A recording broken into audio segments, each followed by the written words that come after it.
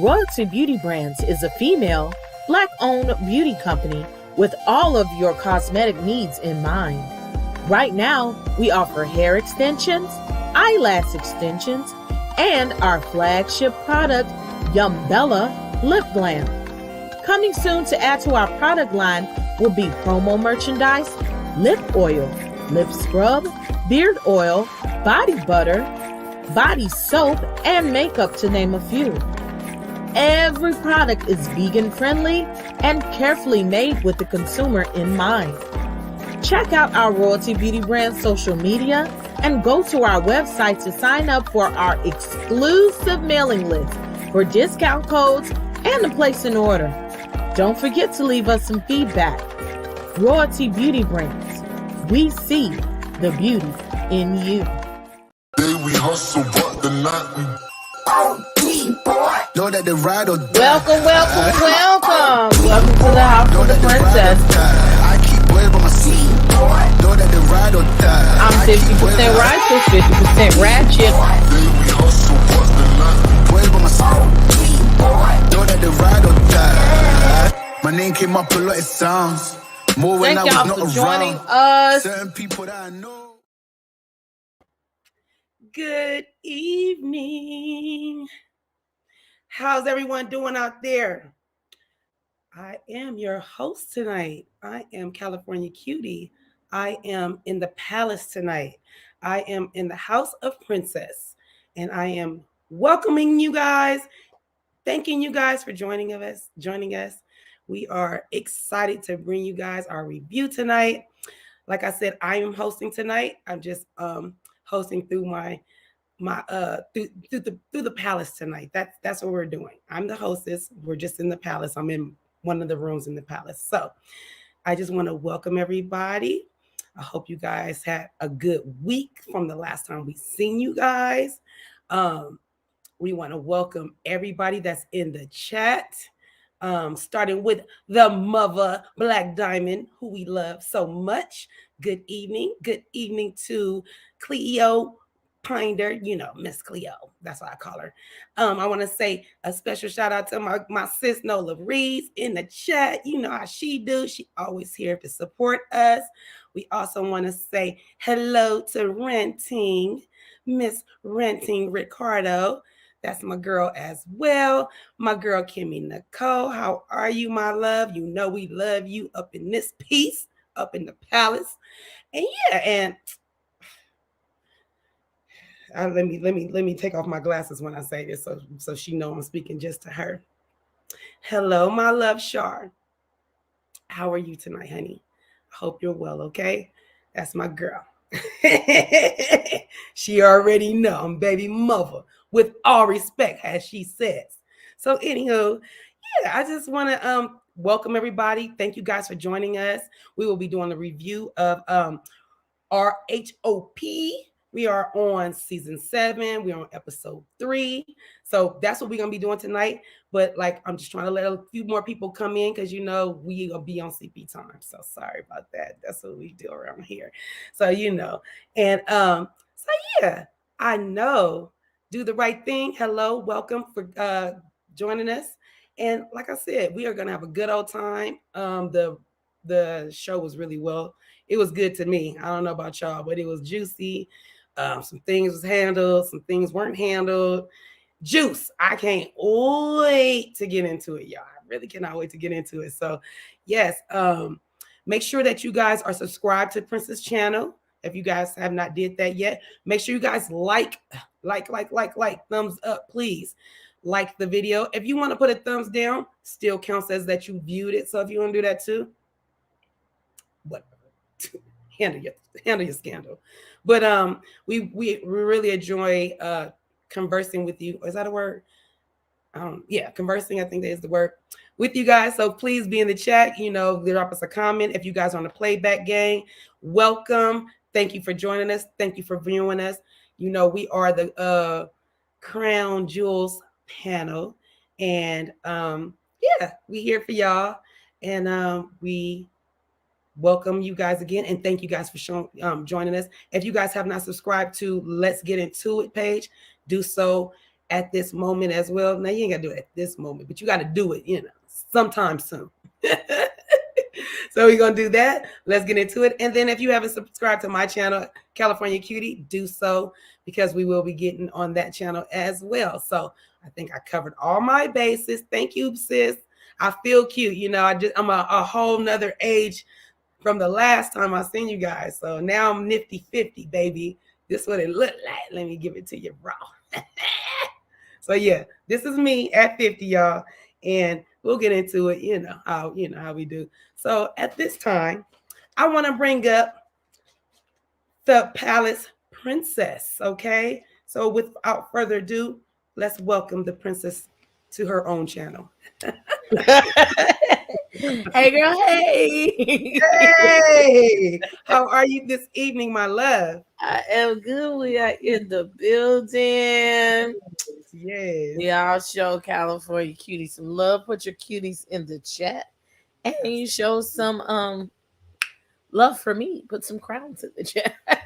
Yes. Auntie Bernice is in the building.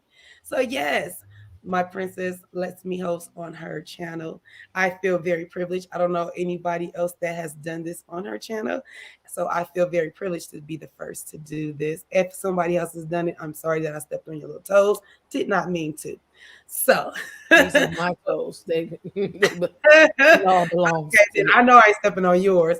So yes. So yeah, we are, like I said, I'm the hostess tonight. I'm gonna say I'm the hostess with the mostest. At least it's my first time hosting. So with that being said, you guys show me grace and put a little love in the chat. Put some cuties in the chat for me. And without further ado, we are gonna bring up the beautiful, the very I don't even want to call her shady, because it's not even shade. It's just the way she is. It's my beautiful sis. I hear an echo. I don't know if that y'all hear it, but that's I hear you. It. That's me. I did it. What am I doing? Somebody playing something. Oh, it's on my phone. It's on my phone. I didn't even touch my phone, y'all. Sorry. So anywho, without further ado, we're gonna bring up the beautiful and the one that cooks and make turning these housewives and these hoes and the housewives. The housewives and the whores. I mean, either way you want to put it, because I've been a housewife for a long time. I might need to turn back into a little hoe. My husband would appreciate it if I did that. So, whatever it takes, Mase, show me how to do it. Bring my sis, Miss Mase Marow, up, please. Also known as we can't, princess, we can't have them backsliding. We going from hoes to housewives. Then when you go back, you're backslid. How you doing? I'm doing excellent. I mean, happy belated birthday. I saw all your guys was together. Hey, Nola. Hey, Ranty. Hey, Miss Bernice. Hey, Black Diamond. Yes. Hey, Cleo's Cleo here. Hey, Shar. Yes, Miss Cleo is in the building. Yes, and party is a whole nother live segment, honey. Oh boy, do I have some footage for y'all asses. My goodness. Oh, you look like you had so much fun. I saw Deb, Nola. It's a movie. Yes. So Deb was in the building. So Debonair was in the building. Nola was in the building. Princess, of course, was in the building. And our girl Barb Meets World was in the building with her. Okay. We had a nice time. A really good time. So yeah. We'll get into it though. But let me bring my bro up. The beard, the cutest beard on the planet, I think, because this is just so healthy. I just want to put my hands in it. Yeah. Be bringing up Shady B, baby. Hey, y'all. I want to be nosy, though. I want to know what was said at the party. I want to know what was said and what was did. Me, Deb, I'm not sure about Barb. I think Barb, too.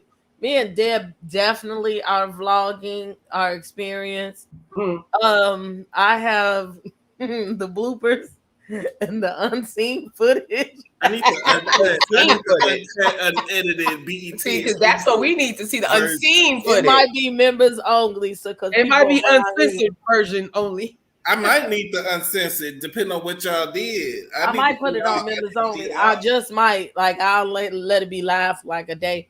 But people around here on the YouTube be doing too much, and that video it's a lot. It was Probably a lot. little baby epicness going on. And Mase, I should upload. I'm finna do that. I'm finna upload the pictures. Right, Nola, you in trouble. What Nola do? Hold on. Her daddy, California's daddy. He was 7.0, and I tell you, he was showing his ass. Okay. My dad. I need to see. I got to see the footage. My dad's birthday is the day before mine, so he Okay. Let me upload this good old picture. Happy belated birthday to California Cutie's dad. Yes. So he says he's not 70, he's 7.0, honey. He's 7.0. 7.0. Okay, well, Well, you know. I'm 5.0 then, dang it. I like the way that sounds, Daddy. So yeah, he had a great time, and he made sure he flirted with enough of the ladies that even though he married, but he ain't dead. So Y'all He was having fun. yes. He had a great time. I talked to him. He said he hasn't had that much fun in so long. So that's good. Yeah, That's good. I'm glad you guys had a good time. I'm glad y'all all got a chance to get together and have a good time. I got a shirt for him. I figured out what I'm gonna give both y'all for your birthday. We're gonna call nice. him Poppy. Poppy Cutiee was in the building. You got to call him Poppy 7.0. Okay. Yeah. That's his name, Poppy 7.0. For real. Hey, Candace Lane, my love. She's Hey. one.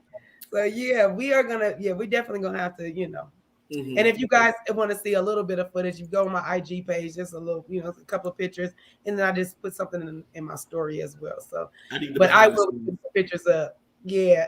I had so much fun. If you and him wasn't married, I would hook you up, girl. What? I know I would hook you up. And you know, Mase like an older. Anyway. listen, Yes, I like a Daddy, mature gentleman. A mature Nola gentleman.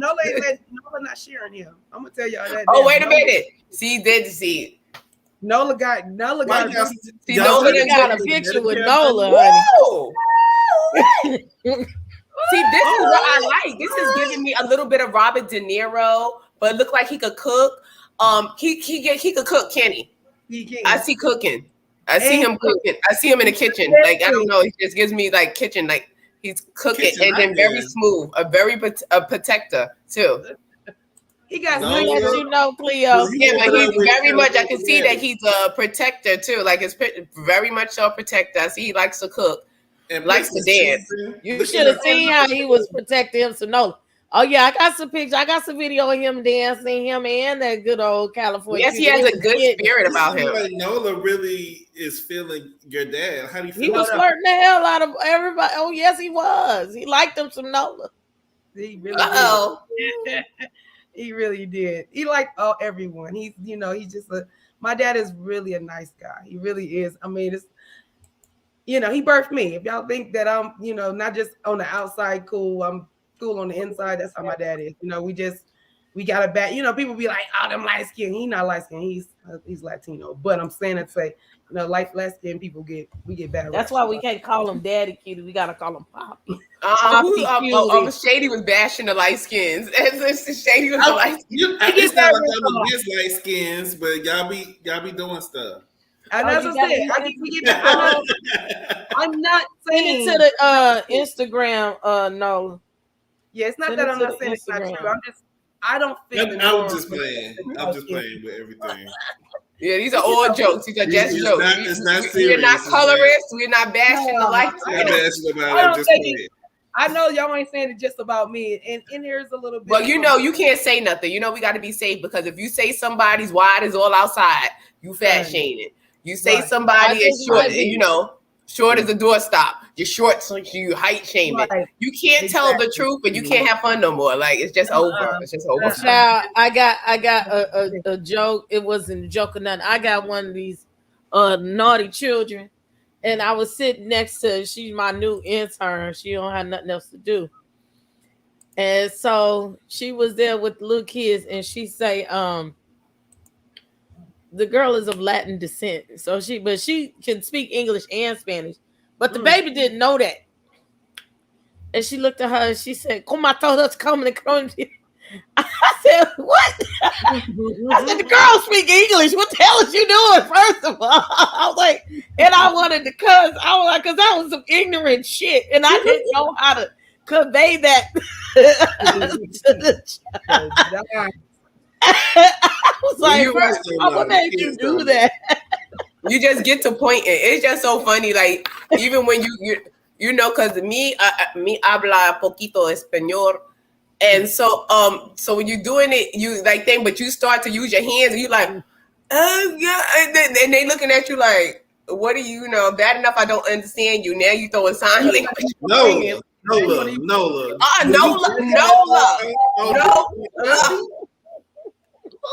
Nola, you Nola, and then she, why y'all cheesing? All of y'all cheesing. Right, she tooted and booted.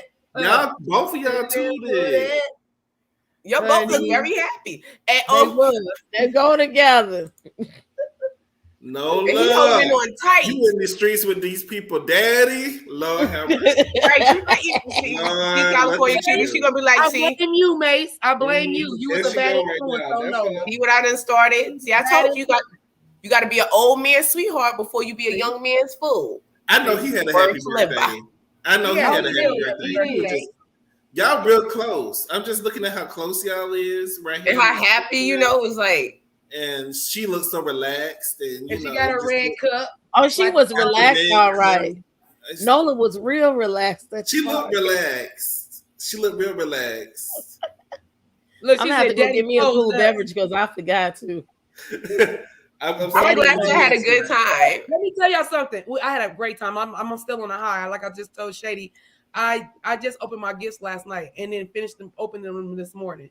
But let me show y'all one of the gifts that I love so much. And Shady, you got to come next time. They have more liquor than a little bit. Oh, I got. They had a Casamigos bottle that was this tall. I never seen that this wide. I had never seen no shit like that in my life. Whoever brought it. Oh, that was the Magnum Casamigos. Y'all can't handle me. Y'all can't handle me. One of my friends gave me this. Look, it's a flask. Oh, it's a bottle. It's a whiskey. It's like that's so cute. Ooh, I need one of those to sit at my bar. I said, Mase, you're gonna appreciate this, Mase. Yes, I need that to sit at my bar. That's what I'm in your car. Get my bar together. It's a bar. It's a bar. It's a bar. I'm about to sit in your car, Lord. No, I said bar. But I just wanted to show. This is just one of the cute things, and I know that is all so of cute. It said it was Nola was real relaxed with your daddy. I'm still on that. Like, why was she so close to her daddy? Oh, she gonna explain when we get a call in from her ass. You know she gonna call in and tell all the business. He looked like he had a good time though. He looked like he was in it. He was in it. Okay. So, did y'all have a nightcap? I want to know. Did y'all have a nightcap? That was more than a nightcap. You saw Nola. That is for the vlog and the unseen footage. I'm just going to say it looked like before the nightcap pictures. You know, it was. That was. I'm going to say this. That was we left before the party was over. Me, Nola, and Deb and Barb, and that's all I got. They left before the party was over because and then we'll leave it right. We'll dot it right there. We're gonna dot, and y'all know the rest. I already know. You know.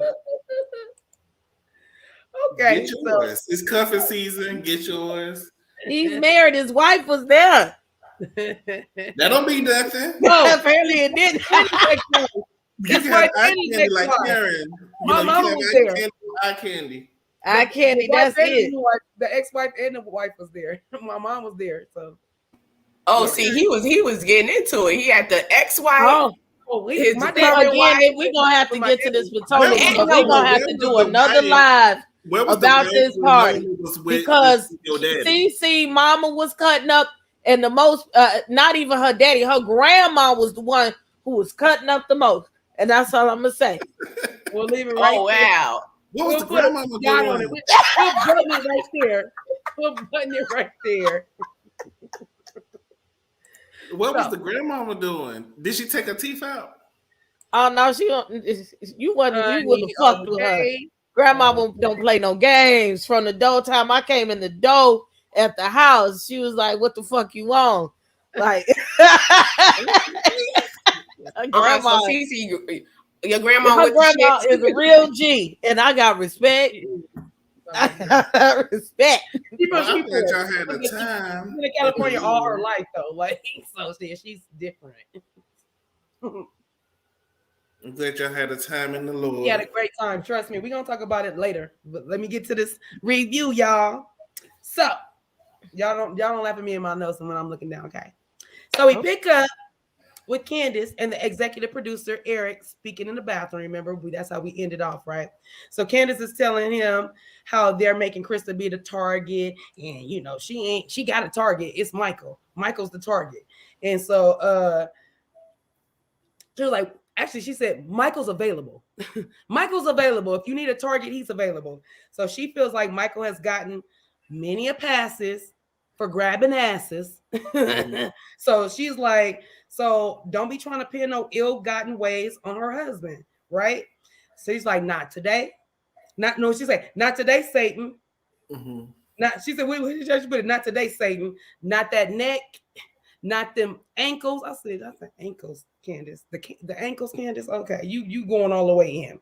So yeah, she was like, and she want all that stuff that she was saying. She want that to play out. So I wasn't mad at her about that. So then Candace says, everything, you know, the producer says to her, everything, you know, you guys all talk about each other. She said, yeah, but everything I say is true. I was like, oh, okay, so what you believe is true, but okay. So she didn't want to give Giselle the satisfaction, right? So she got up, walked up out of there, didn't say boo to nobody, didn't say we had a discussion. She just got her water, she left, and then didn't say nothing to nobody. And but she gets in the confessional and she says, like, she took her black ass on, like I said, she said, not today, Satan, not neck, not on ankles. She ain't having it. So meanwhile, Giselle went and sat back with the girls as if she ain't said shit. That puzzled me. I was like, you just gonna stuff your mouth with these cupcakes like you ain't upset this girl and said some things to this girl. So yeah, Candace was very angry, and that's how that segment started. Shady, what you got to say about it? You know what? The petty in me can't help but remember when Monique was on the show and during the off season, they all had a dinner or a lunch or whatever they had, and they plotted on storylines for the following season. One of those storylines was Monique's son not being hers or something like that. Mm. And I think her going to Eric, and I like the producer's response is, I don't control you and I don't control the other ladies. They come up with whatever they're saying. And that's what he was trying to say was, just like these ladies plotted on Monique and plotted a storyline on Monique, they sat down and plotted who the next target is. And guess what? You the next one in rotation. You the next one. You thought Giselle and them was your friends, but at the end of the day, they rather you be their storyline than their actual life be their storyline. Mm-hmm. So Giselle has made it clear that she does not mind being the villain. She'll do what the producers want her to do. She knows how to make a scene. She knows how to get this going and stir the pot. And I feel like that's what she's doing. I felt like it's a scheme set up by Giselle to come to Candace with the BS. And I really feel like that's what it is, because it really don't make no sense. It don't. You're feeling uncomfortable. I can understand you feeling uncomfortable as a woman with a man, but this is the man that you've been in his house. You done ate his food. You know his wife. It's not like you don't know him. It's not like you don't know him at all. And so you can't be around him alone. You can't be around a man without it being an issue. And That's a bad narrative. That's a bad narrative, right? It's a bad narrative. You can't be around a man. Like, y'all can't cadet yourselves without it being an issue as adults and have a conversation. I really don't understand that. And the reason why Giselle was able to walk back was because, like, nothing happened, was because She did her job. She did what she was supposed to do. The producers came and told her, "We want you to kick up some mess." It started with Candace. She might try to fight you. If she try to fight you, security, we right here. We gonna help you. But luckily they didn't. She didn't. I'm pretty sure the producers had this talk with her. Like, she might try to do something to you, or she might throw something at you, but we're gonna be there to help you. After you reveal this to Candace as your storyline. I'm done with DT. I'm done with DT. That damn picture is too much. No, the name Fried Gizzard Tips. One more thing, her telling the producers, "I want you to keep this fourth wall in here," and the fact that they kept it, I thought that was a boss move. And I don't even like Candace at all, but I would give her that. But this episode, I was on Candace's side the whole time. I was seeing Candace on this one too, boo. It's hurting me. It's hurting me. I don't know what to do. I need to refill my drink. Yeah, that's what I was gonna bring up too. Like, the way she said that. Go ahead, Mase. The way she was like, and keep my fourth wall in there too. You understand? Do not play. And they did. Yes, and not today neck, not today ankles. And she's a better woman than me, because honestly, this is why I'm not mentally there, because I was just enraged for her. Because for Giselle to sit there and make those accusations or try to insinuate that about that man, who you have been in this man's face. And like she said, you can rewind the tape. Every situation, every place that we've seen Chris and Giselle in the situation together, Giselle was initiating a hug, reaching out to him, asking him to food and to cut fruit and all this stuff. It wasn't a problem then. And I can understand the fact that you don't want to be alone sometimes with your friend's man or something like that. If that was your initial thing and that's what you went into, you wouldn't have went in the room by yourself with him. You understand? Now you're just making up stuff. Like, this man, like, I think Giselle Shady said, the producers probably came to her. We need a story. She made this up. But if I was Candace, I would have to poke her in one of them eyes, because I would have just had to go, sashay right there and just like, poke her right in the eye, because why are you lying on my husband like this? Like, because those accusations sometimes do not go away. And like she said, when she said it the truth. Michael was grabbing ass. That's what he was doing. He was making people feel uncomfortable. It was on the tape. He literally did something. My husband never did anything like this. And for you, the woman that's always in his face and always talking about his brown penis, to say that now you feel uncomfortable and all this stuff, girl, bye. I would have, like I said, poked one of them right now. Princess, how you feel about this?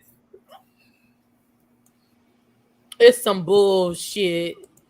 Okay, it's no long way around that shit. Like, real talk. I'm a person, I've been single. I've never been married. When I was that's my coworker, hey girl. When I was around your husband, we had two husbands in the building. We did. And when I was around your husband and I wanted something, I went and asked her first. I'm not finna ask him a motherfucking thing without acknowledging her as his wife. Okay, I got mad at my neighbor for asking mine for some bitch. You got my number. You asked me. Okay, so I understand. Oh, here go Barb.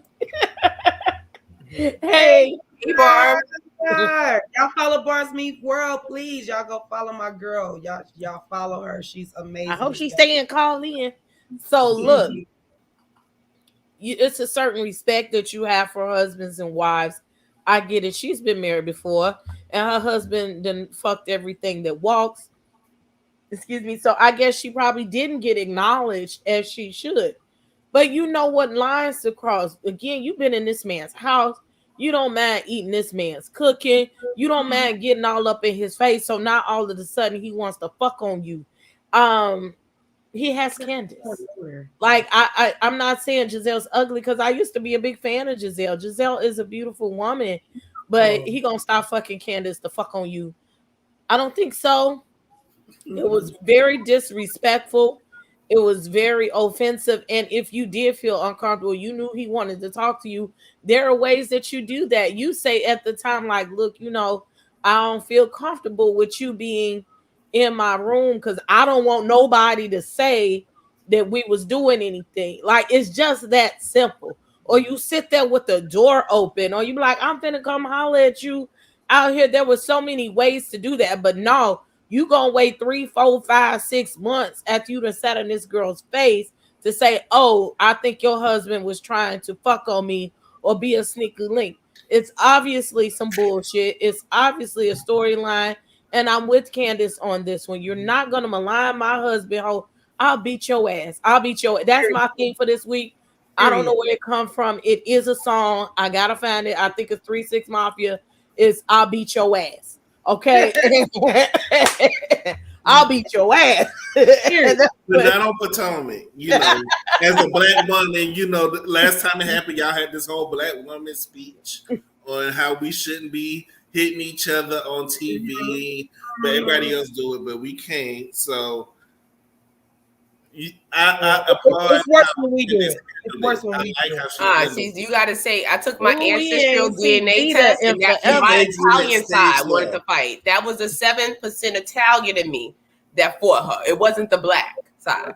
So I like the fact that she got up and left. Sometimes you just gotta walk away from a situation. That's because she was gonna beat that ass. Yeah. I'll beat your ass. Okay, so that was the best thing to do. So here's the thing with me and Shady.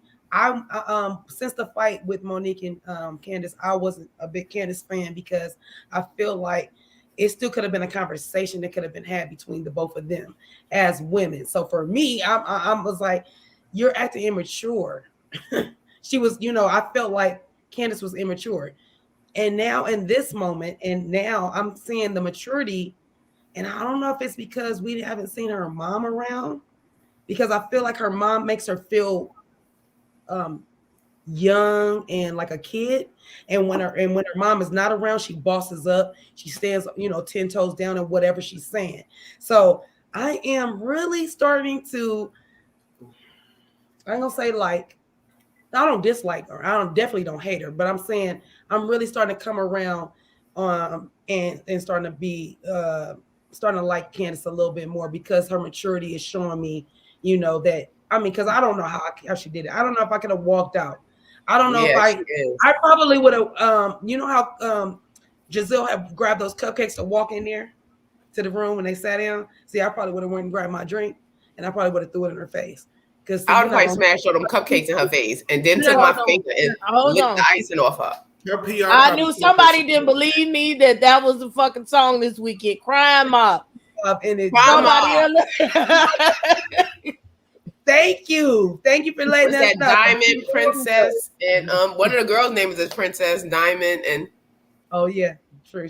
But I am developing a newfound respect for Candace. I don't like her yet, but I am developing a newfound respect for her, because the way she handled, I was like, girl, you is mature, girl. Because my wig, it would have been wigs, green eyeballs, and blonde hair everywhere, just everywhere, like I feel attacked. Green eyes. Blonde hair, my wig, everywhere. I feel like she has this. I feel attacked because y'all told me to get green eyes just to go around. Oh, no, that's not career that she's trying to get off the ground, and she wants her music career to be as the best that it can be. And right now, she's getting selling fish plates outside the Grammys. You know, but I know she wants to get in, and she wants to perform one day, hopefully on the side stage. So whatever she could do to get on that side stage before you walk in, that's what she's going to do. So I can appreciate her for walking away so she can one day be the opener for somebody else. Well, she's already the opener, but you're continue to be the opener. Bye, Nick. I think she still has some type of respect for Giselle, and I think maybe I think this truly hurt her, because I think she was looking at Giselle. The word is elder. Yeah, she was looking at her like an elder, you know, older sister, a grandmother, you know, a great aunt. That's how she was looking at her, you know. And now for her to do something like that, you saying, like, as a woman who I looked up to, as I look up at, you know, like an abuela, like you was my abuelita, and now. Now you're saying that my husband, not the grandma. Yeah, granny, like you need a granny. Yes, between your neck and your knees, girl. Like neck, like, you know, you was definitely giving abuelita. So I was looking at you with this type of respect as my elder. You know, you've been around the block. You was an antique. You could, tell me what not to do to, for your husband to cheat on you. And you're saying that my man is trying to get with you. I would be very hurt. My feelings would be hurt. Like grandma, no. Like grandma, no. Grandma, no. I can't. I'm leaving it right there. We're gonna put a button right there so we go to the next segment because I'm not doing it with you tonight, Mase. So now we get to Wendy. Wendy comes in with the girls. She shares that that she had met up with Peter and the Nigerian restaurant, and Sharice basically was saying that no, let me go back. She said she met up with Peter and them. I mean, with Peter and letting the girls know what was going on with that. And then Wendy says, well, I'm only going to put 20% in, but that's $300,000. I was like, that it don't even sound right. When you say, I don't know, I got to watch Shark Tank again because 20,000 and 300,000, those two, I was like, that's a lot of money. But anyway, so she was saying, I'm only going to put in 20,000. I mean, 20% shareholder. So Ashley had asked her, well, how's that going to affect you and Eddie's relationship? Because, it could get kind of rocky. And with her only putting the 20% up, she don't have to spend her whole life, like Sharice was saying. You have to live at the restaurant. And you would. Like, if you want your baby to grow and be, you need to be there. But she's saying since she only got the 20%, if she puts this 20% in shareholder, she don't have to be there as much. So she feels like it might not, interrupt her and her family or her and Eddie's relationship. But Eddie, he wants her to put 100% into what she got on her table right now, which is her candle. And then, she's a correspondent on the news and stuff. So he's like, I wouldn't tell him. And I have a husband, and I don't like to tell him new shit that I got going on. So I understand where she was coming from, and you don't want nobody to shut you down when it comes to your dreams or what you want to do. So, yeah, that was basically it about that. She just, they had asked her how would Eddie feel about it. So what do you guys think about Wendy going into the restaurant business? Do you think it's a good idea or a bad idea, Mase? The concept is excellent, but I think it's a bad idea for her because you already have a lot of stuff going on. Your husband is already complaining, and you're trying to go into business with Peter Thomas. And actually, I'm not sure how Peter, but usually this is you. She will not be the only investor because the whole point of having an investor and stuff and that magnitude, and when you have restaurants, and then he has multiple restaurants, so he already have a name for himself. His objective is not to spend any of his money. That's the objective. So therefore, she will put 300,000. Somebody else will put 300,000. Somebody else, he may have 6, 7 investors to open this one restaurant. 5 times 20. And yeah, like you make to have the collective the amount he need to open the restaurant and go, being that he has a name behind him and a force behind him. That's carry weight. I don't need the money. I have my name. So y'all invest, and I'm gonna make this restaurant pop, and you're gonna get your investment back. So that's usually how it works. So she won't be probably the only investor, and she probably going to be a silent partner because for 20%, what you trying to tell me, girl? Shut up! Don't tell me what to do over here. Like, don't tell me about no recipes, and you only put in 20%. Yeah, it's $300,000, but girl, it's 300,000 out of $2 million. Right, Princess, how you feel about it? You over here talking about you wouldn't tell your husband. We talking about $300,000. They ain't got no money. They just was slandering them, talking about they was in debt 2 years ago. So, and who knows about that? And all them student loans from all them 50 degrees they got in between the two of them. $300 is nothing to shake a stick at. They ain't got $1 billion. They is not Jay-Z and Beyonce. So, you better tell me if you writing them kind of checks. I don't blame him. My thing is, you're taking on another business. That's well and cool. Is Peter taking advantage of them? Yeah, but I think he's taking more of the risk. He's going to do all the work. He doesn't have to have her help. I think he's doing it as, okay, this is a business opportunity. it's a good collaboration. I can get the housewives involved. I could be back on TV and get another check.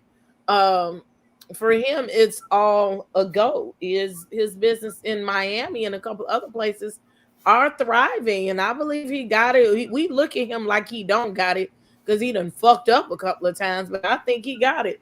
We still haven't heard of him going down with Apollo yet, flipping those houses. True. We didn't hear nothing else about it. So I just think that she's just doing things to try to get as much money in a short amount of time, or just do things so she looks like Mia or looks like them other women. I'm a boss. And it's not always a sprint. Running businesses are marathons. You haven't gotten good at selling candles yet. The truth is just the truth. When we're running businesses, I'm still hiccuping and running businesses and learning how to run my business and doing things. And baby, you busy, okay?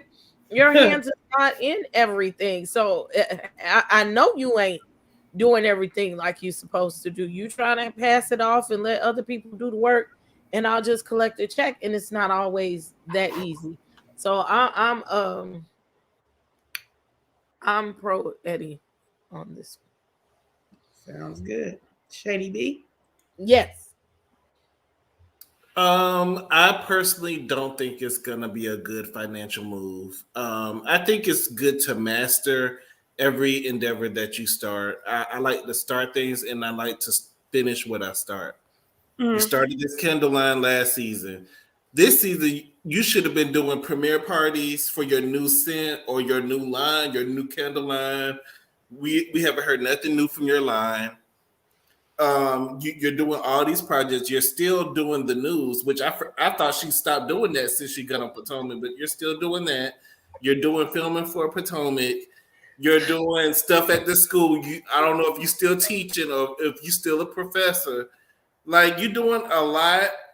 And this restaurant thing, if we didn't learn anything from the family that prays, we learned that if you don't own more of the stock, you can get voted out. Your opinion doesn't matter. Peter can do whatever he wants to do with the business with your money, and you really don't have a say-so because you don't have ownership of the business. I really don't think it's going to be feasible, especially in these times, to own only 20% of a business. Maybe if you just want to blow some money, but with your hair falling out and all this other stuff, I think you just need to I need my fan. Stay home, focus on the kids. Oh, I have it. It's right do what here. you're already doing. Like, I think it's about optics. It's like, I want to look like I'm a boss, so I got to be doing all this other stuff.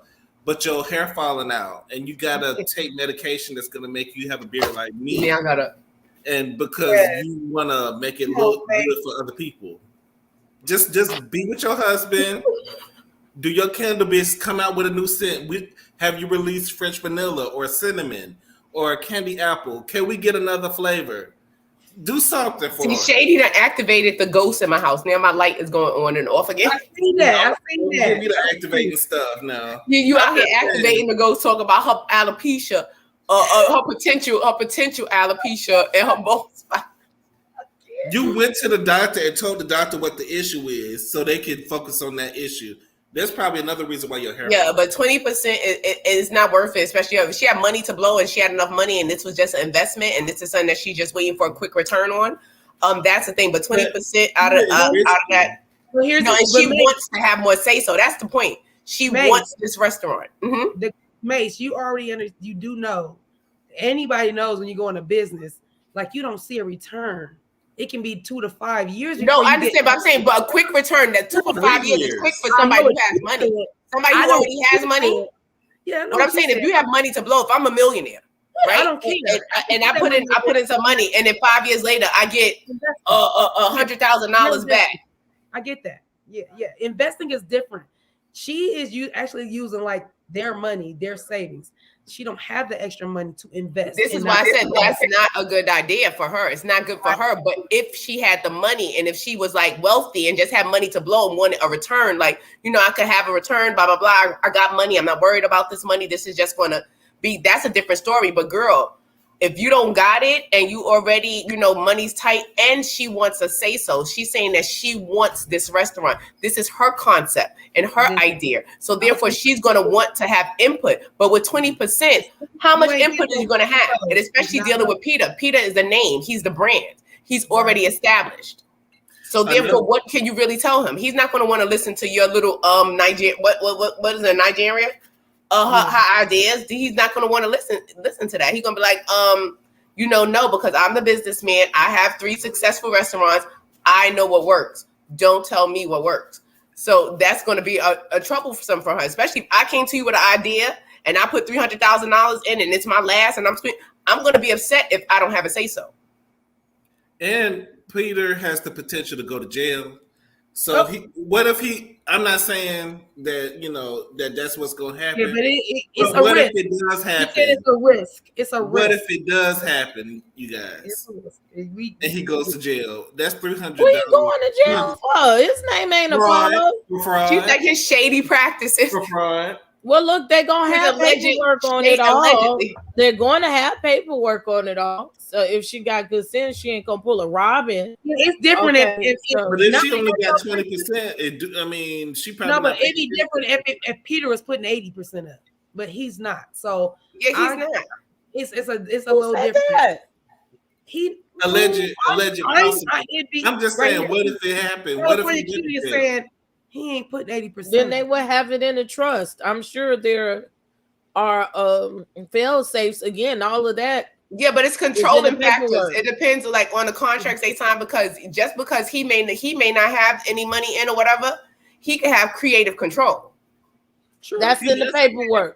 That's what I'm saying. That's in the paperwork. Like so that. If Peter's coming there to use his name, he's going to want creative control. If I'm using my name and I already know what works and blah blah blah, because basically I'm hooking y'all up. I already got 3 restaurants that's coming in. I know what I'm doing. I'm obviously. My restaurants is booming. I'm hooking y'all up, and I'm the name. I'm the face. Like he's like Lady Eloise at this point. Y'all saw Boomerang. Lady Eloise, and have nothing in it. She had no power, even though he was very beguiling. I'm gonna bring back that word beguiling. I'm gonna go up to a gentleman and say, "Ooh, you look very beguiling." I'm gonna bring that back. Okay, bring it back. We're going to the next segment, y'all.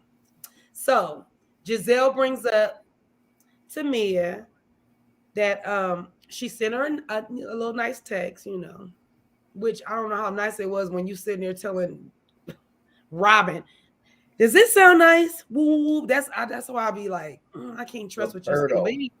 Like if it was a nice text, you didn't need Robin's opinion on your nice text.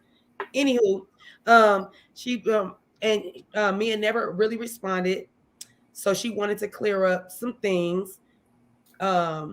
Because she likes Mia. That's what she says. She likes Mia. So Robin suggests that they go talk. Y'all go talk. I was like, Robin, relax, homegirl. You ain't got to push them off so tough. Because I actually would have wanted to hear everything they was talking about, but that's me. But anyway, she's like, yeah, y'all go talk. Y'all go talk. So so Ashley feels like Giselle was taking full blame, right? Like she was thrown under the bus, right? So she thought she was taking the full blame when she feels they all, shared the same sentiment. That's what she feels like they all had the same sentiment. Wendy is like saying basically that y'all delivery was wrong. That's not how I would have delivered the message. Even if my sentiment echoed what y'all was talking about, y'all went about it the wrong way. So she came in with concern. This is what Wendy said. I came in with concern. I came in with open arms. I asked her. I didn't just attack her. Like cancer, no cancer, how Giselle did it, right? So she came in with concern, open arms. She also had a friend that transitioned from cancer. So her empathy levels was probably a little different than everybody else's. So she wasn't being as judgmental as Giselle was being, and Robin for that matter, right? So then Robin says it was the text was misleading because she didn't follow up with the diagnosis after putting on the social media. she was going to the Johns Hopkins. So yeah, that's a problem. You tell me you're going to Johns Hopkins, and then 3 weeks later, I don't hear nothing from you. But if I'm your friend, I'm probably going to call you. But anyway, meanwhile, Giselle says she has been confused about her, but this is her talking to Mia. She's been confused about, the text. And so Mia was just like, it's kind of what she say. She didn't expect Giselle to be the one to attack her. Like, she's like, I expect that from new booty Wendy. I didn't expect that from you, Giselle. And I agree. Like, I wasn't expecting that from Giselle either, but Giselle don't have no storyline. So with that, she's going to be the most shadiest to me because she's looking for a storyline. So Mia said she was hurt. Mia said she was hurt because Giselle was the one to come. Robin and Wendy have a spat, which was some bull. I'm gonna leave it right there. We'll stop it right there at before them girls got into it. Let's go back to Mia and Giselle and what was going on when, Giselle was apologizing and stuff. Shady, what you think? I'm not on anybody's side in this situation. I do feel like Mia, she lies a lot and she tells a lot of half-truths and a lot of untruths, which makes it hard to believe everything that she's saying.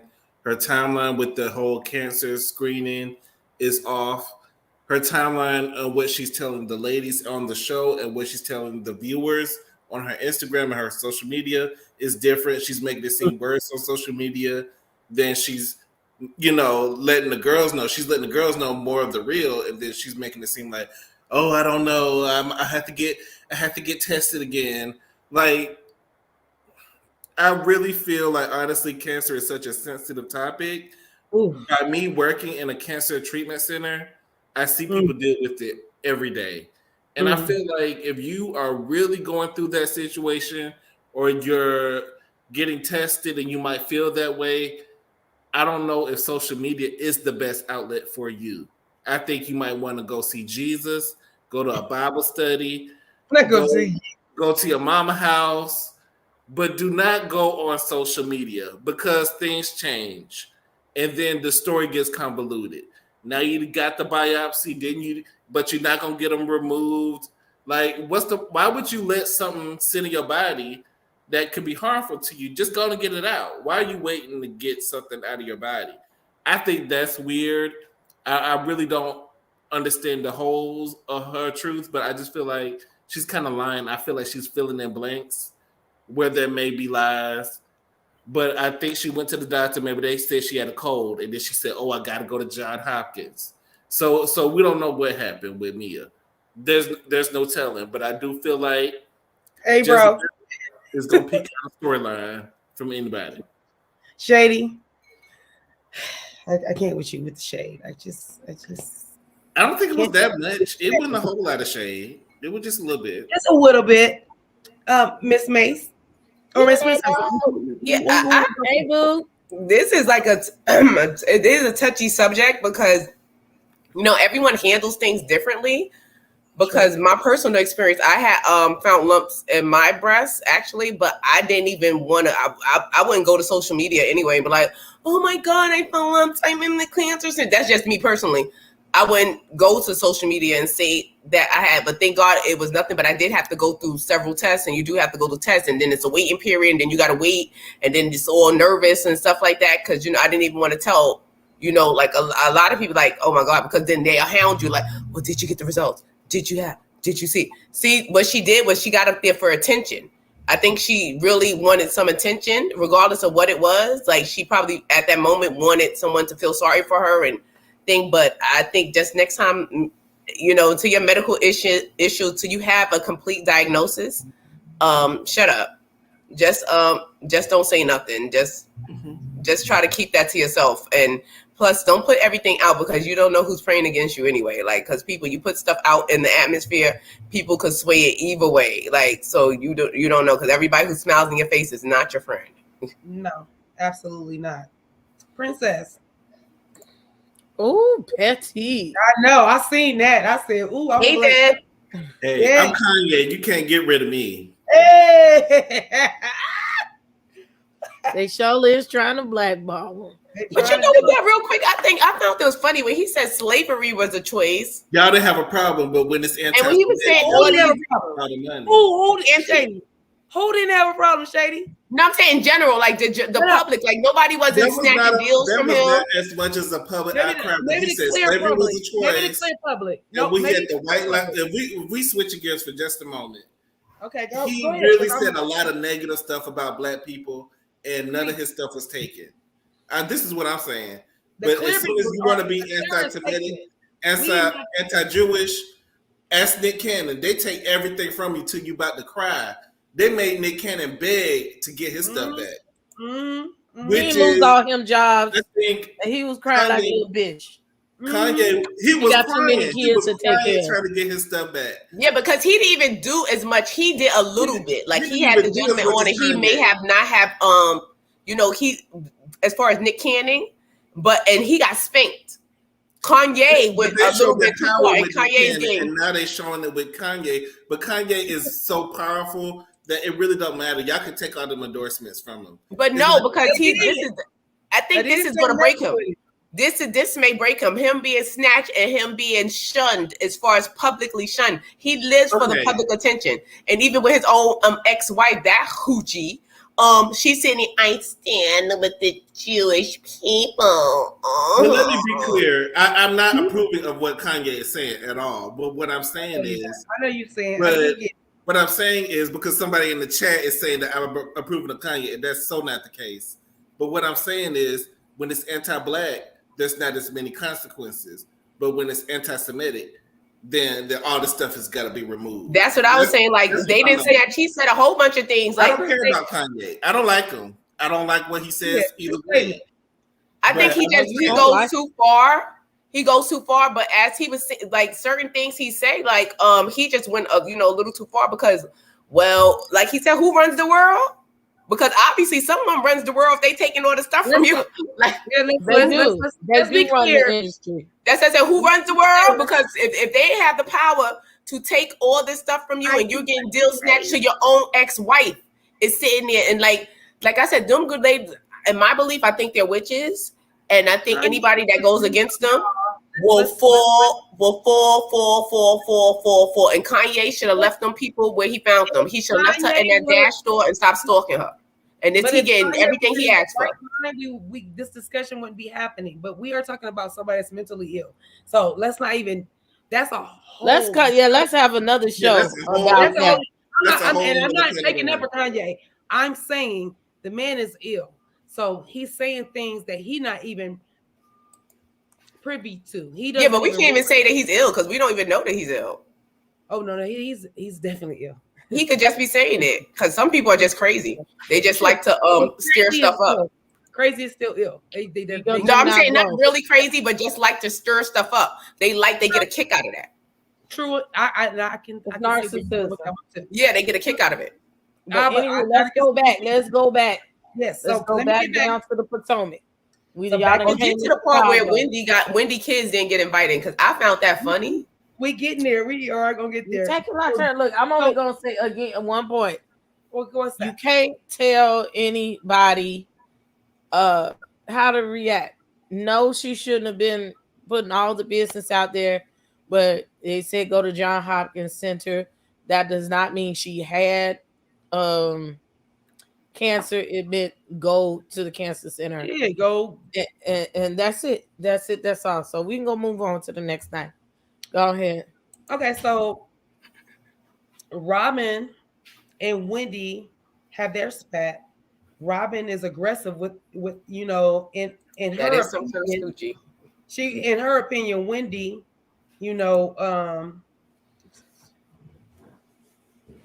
they had their little spat. Sharice was like, she was like, y'all got something deeper going on, which I agree. Like, I don't know why they were so upset with each other. It sounded like something different.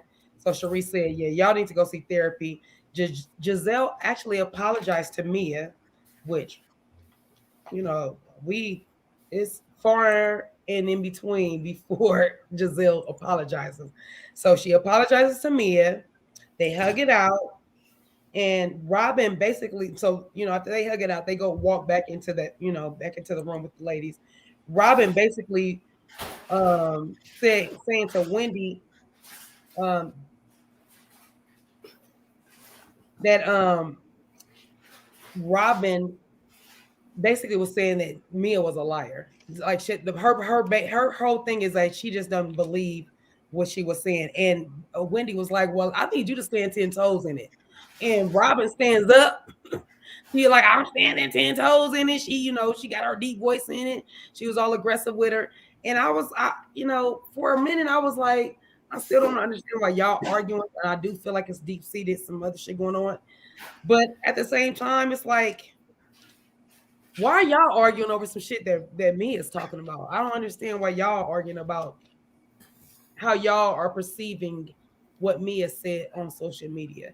You have an opinion, and it's an opinion. We all have one. It doesn't mean it's a right or wrong answer. So that to me was annoying. What do you guys think about that little scene? Did you guys have anything to say about that? About Robin showing her behind? Yeah, well, she said she was gonna stand 10 toes in it. Oh, this the other thing. She's like, stand 10 toes in it, stand 10 toes in it. Standing your truth. Robin stands up, and then when he says, sit down. Sit down. Sit down, bitch. So then Robin says to her, I'm gonna sit down because Wendy told me to sit down, and she's the ruler of the world. And I'm like, yeah, no, she's not the ruler of the world, but I get what you're going. So yeah, I just didn't understand why with so much animosity towards an opinion of what Mia said. That's not what it's about. Robin is holding on to stuff from last season. Okay. Let's not forget that Wendy came for go pat your pussy in over there in the corner. You drunk. Wendy came for your non-existent relationship. She ran her for filth, and Robin still ain't caught up with her. Okay, she ran her for filth. She down the street, but she was wrong for that hot mic though. You wasn't. You was Mike. You did that shit. I don't know. Maybe she did, or maybe she did it. I want to give. I don't think she did it on purpose. I don't think she did. I think that was an accident. That was an accident. She contradicted herself by doing gave that. Her all that fourth wall. No, but what about she sat right in Mia's face, acting, And then what about Wendy saying this though? When he said, Baltimore County ain't got shit on me. With her Denzel voice, I said, who said that? Wendy. Wendy said that to Robin. I felt like Robin was doing a lot. Robin was doing a lot. She gonna go on her ass. That's what she meant. To me, if you get up, like you can't get up in front of certain people and not be a problem. The way she got up, that would have been a problem, and that would have been a fight. You don't get up and walk towards somebody. Oh yeah, Robin. I know we've been in Potomac, but in Atlanta, when you get up and you like that and you rush towards somebody, that means you're ready to fight. My thing is all of them owe an apology to Monique. I think Robin would fight if put in a position. I think Robin would fight. We didn't see him in the bus with that when Monique with the umbrella situation.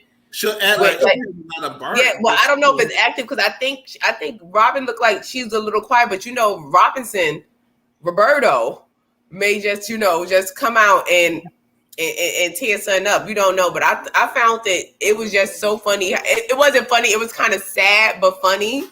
I don't know. I have a weird sense of humor. Anyway, it's a little morbid. But the way that she was sitting there and then she didn't invite them damn kids to that party, and she looked around and then she gave the face. No, but Wendy was sitting there like, I would have just left. Like, girl, like my kids do not need to come to your funky party with your bad kids. And you don't even, did you even wash them up? You know what I'm saying? The way you sleeping in the bed. Let's not forget. I would have cursed out and just walked out. Like, but the way she was sitting there wanting them kids to be invited and wanting to be a part so much, I just found that hilarious.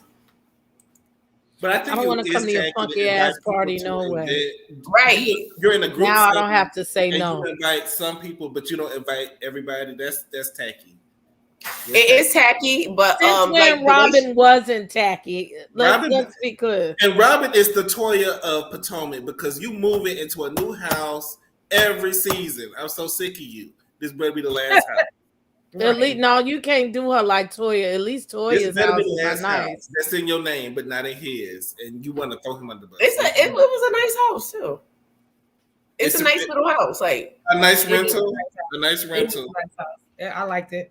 Yeah, you guys. It's nice. Like it looks like it's within their means. It's not crazy, but it's nice. But some of that stuff look kind of expensive. Some of the IKEA stuff be real high, and you just gotta save up a little bit more for them $300 sets. But Wendy don't even know what she did for her. But she gave them an epic read last season. It was epic. It was iconic. It was the moment. But the repercussions is they're going to ice you out. You understand what I'm saying? And that's the repercussion. It started with Giselle. Get out of here. Don't speak to me.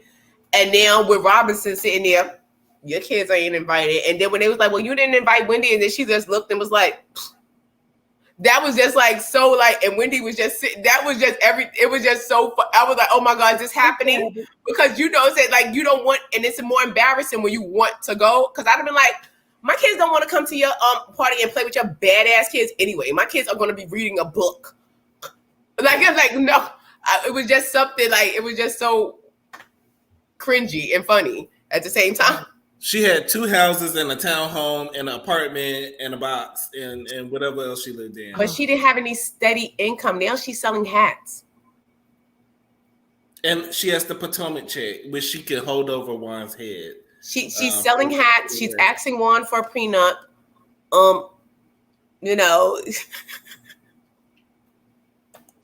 Robinson got it, Yeah, you guys ended up talking about the next segment, which is fine. As far as them not inviting Wendy not them, Robin not inviting Wendy to to the spring break, whatever it is. I don't know. I just would have been like Wendy said, kids are living. Your character is real low vibrational if you ain't trying to trying to get to the kids, and we can't. My vibration is on the ground then, because I will not invite you or your kids. No, I get it, but my thing is you didn't have to invite her in front of her. Like you can invite her, and I didn't have to know nothing about it. But since you trying to be shady, I would have been like, girl, nobody want to come to your. Anywho, yeah, y'all already know how I would have felt about that. I would have not gave her no. I would have paid her dust. Period. So anyway, the producers, like I said, were. I don't know if they were being shady because they showed that the mic was hot when she said what she said. So that was kind of shady. But then again, you sat there, Wendy, and you sat there and said to Robin, I didn't lie. I told her whatever. And you sat there and said, no, you called her a liar. And you sit there and try to act like you didn't call her a liar. And then the hot mics picks it up. Everybody thinks that she's lying. Everybody knows she's lying. Everybody knows she's lying. So that's how that went. So the producers is kind of, messy with that. So now we are, Candace is on the phone with her nurse about her injections, and she's freaking out about, doing her own injections because her husband is not home. She finally calms down enough to go ahead and stick herself. And she hyped herself up like we all do. We all hype ourselves up when something we think is going to be so detrimental, and then we end up doing it, and it was like, oh, it wasn't that bad. So I was happy for her when she did that, because I ain't giving myself no injection. I don't like needles like that. So I was proud of her in that moment, going back to growth, her being mature, her understanding like this is bigger than just me being a brat and having to stick myself. So I was here for that. She was sad, of course, because Chris wasn't there. Candace, she's being very stressed out from the She's being stressed out from the accusations from Giselle, and that is also not giving her, making her produce enough eggs. So she's feeling like, like she's not succeeding in what she should be succeeding in as far as, getting her in vitro done. So that's where we was at. How do you guys feel about, Robin? I mean, not Robin, but Candace, having to deal with all of that by herself. Not even her mom was there. Princess, what do you think? You asked for it. You don't even want no fucking kids. But it's either, again, us talking about him selling plates out, fish plates out the truck or something like that, or talking about the man doesn't have a job, or you let that man live. Excuse me, my foot itches. You let that man live and you deal with this. These are choices that we make. And, your sister not there, whatever. The doctor was there. That means she paid the lady extra and got good insurance to sit up there and be on the phone with her. There are things that we have to deal with as life goes on. So, girl, I don't feel no ways about it. And she mad at Giselle, as she should be. I don't have much to say about it. Shady?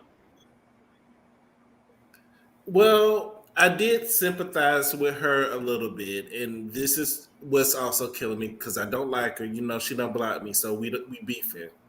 So, but I am sympathizing with her. I do understand that a lot of people do not like needles, and when you have to inject yourself with something, it's like, it's a different thing, especially if you're not used to doing injections. It can be stressful. So I can sympathize with her with that.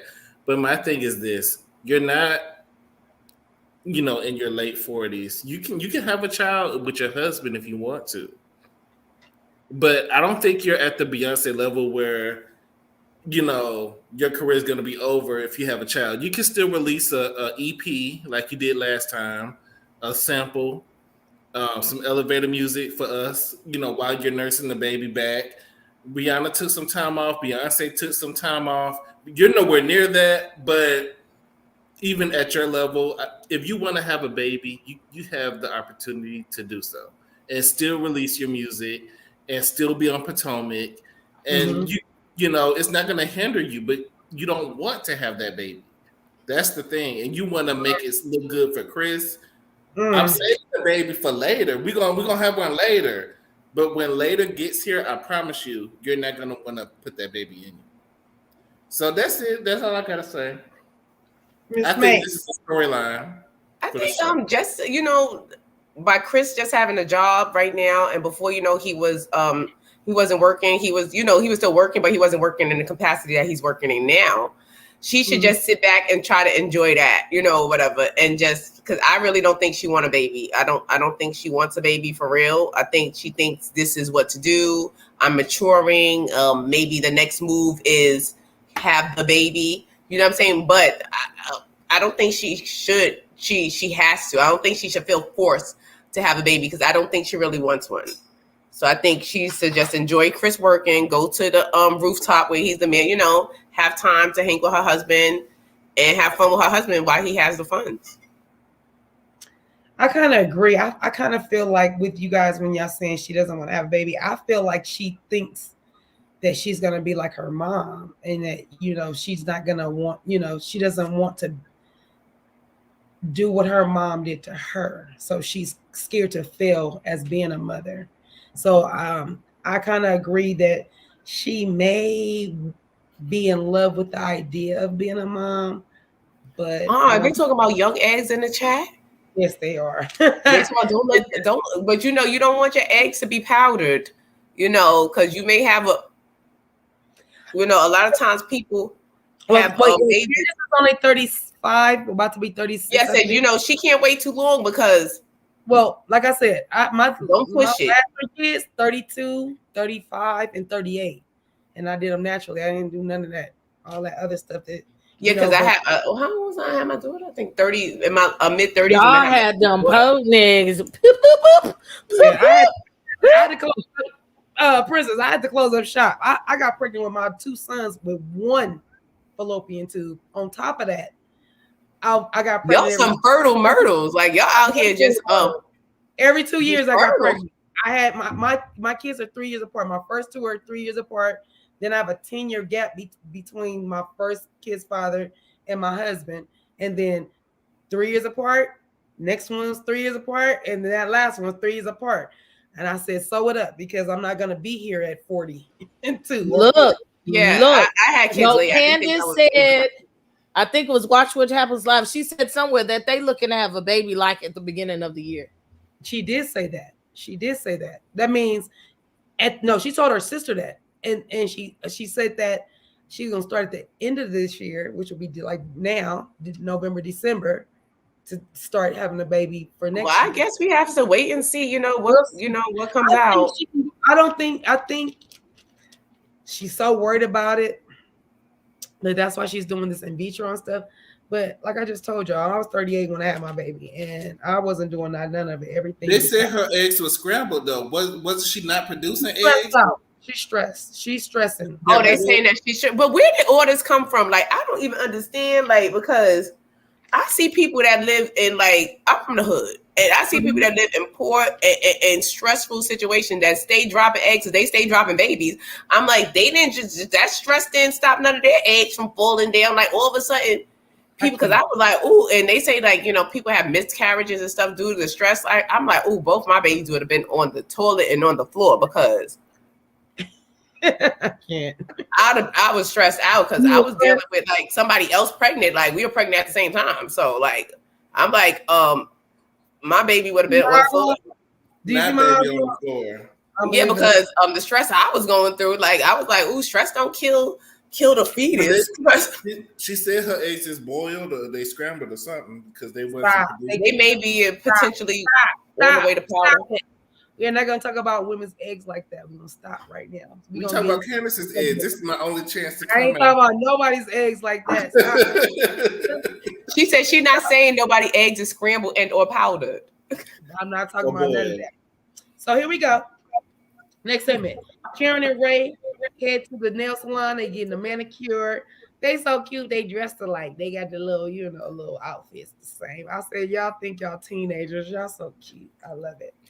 Anywho, so Karen also says, she had that 102 fever. She was happy she didn't have COVID, which we're all happy about that. We don't need you to get no COVID, Miss Karen, Miss Grand Dame.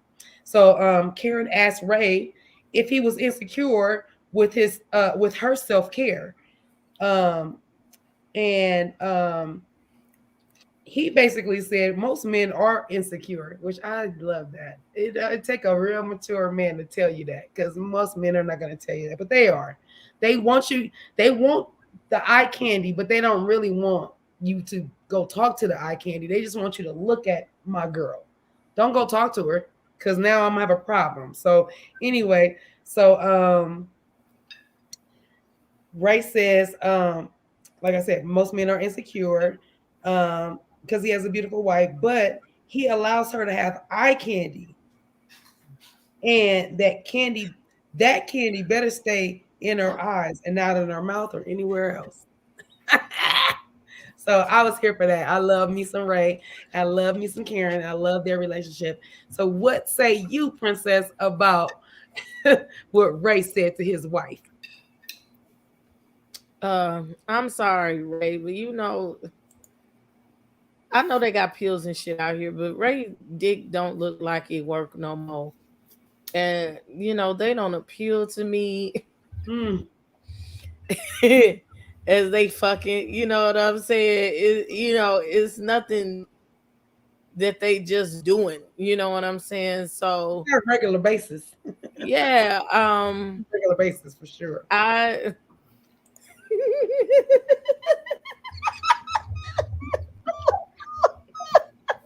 Y'all better leave Ray alone. Ray. Hey, Ray, babe. I would like to have, a boo thing that would let me look as long as I don't touch, I'm here for it. You can't be mad at it. They Shady. old. He ain't finna fuck on nothing. I'm just saying. I think Ray is old enough to know what he can do and what he cannot do, and I can agree with Princess. He know he can't do certain things. He can't stand at attention like he used to. So sometimes his wife might want to, her back blown. Like we talked about this before on Married to Medicine. Sometimes you want to, have that experience, and he know he can't do it no more. So he allows her to have it, but not. I don't think he wants to know about it, but I think he allows her to have it. And I think Karen has been getting her back blown out. That's why she got her titties redone. And that's why Ray is mad, because now she impressing the new person with the new titties. But I think it was cute enough. I think that Karen, she knows how to, put her husband, give him his applesauce, his mashed potatoes and everything.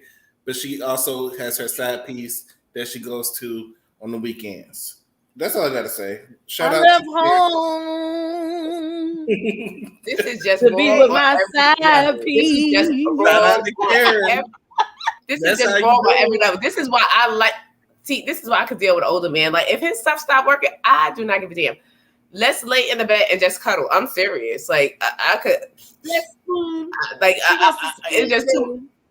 It's too much. It's too much work anyway. Like, even right now, like, I think I'm asexual. Like, just don't touch me. Don't get on me. Like, we could cuddle and hug, but like, as far as the penetrate, like, just stop. I'm just over it. It's overrated. So I'll be down with Ray, and I don't need no eye candy, Ray. We would just be cuddling here. Just keep me wigged up. Like, just keep me wigged up, keep me dressed up, and I'll sit there and read a book to you. I'm with Nola. Put up Nola's comment. I'm with Nola. Ray, I don't need my back blown out at all. I'm over it. Nice. I don't give a damn. I don't even think, but his great gas station pills will stop his heart and shit. And they'll take you to the upper room. Yeah, I'm over it. Like, don't even thrust. Like, I don't even like to watch. Don't watch no movies with no that could arouse you. Don't look my way. Like, don't. That man like 90 years old. He can't even put no arch in his back, no hump in his back.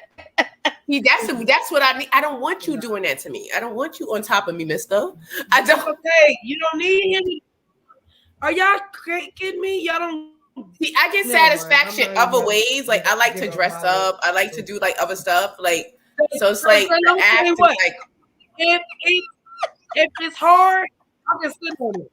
If it's hard, I can sit on it. I don't need you to do nothing. If it's hard, so what was the reason? Y'all saying that Poppy was at attention at the party? Let me do what I need to do. Who? Wait, what happened? All I'm saying is, if they take the blue pill and it go like this,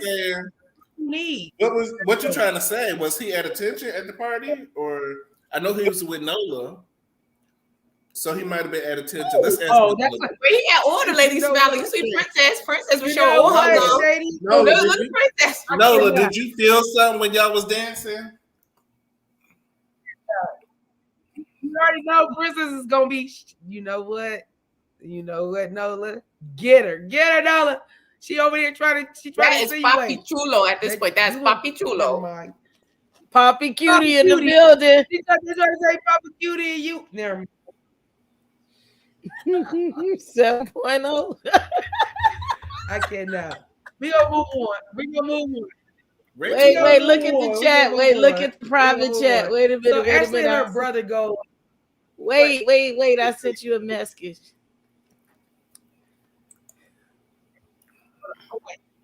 Hold on. Give me 1 second, because my thing about we gonna really be in trouble. Hold on. Well, here we go. After these messages, we'll be right back. Hold on.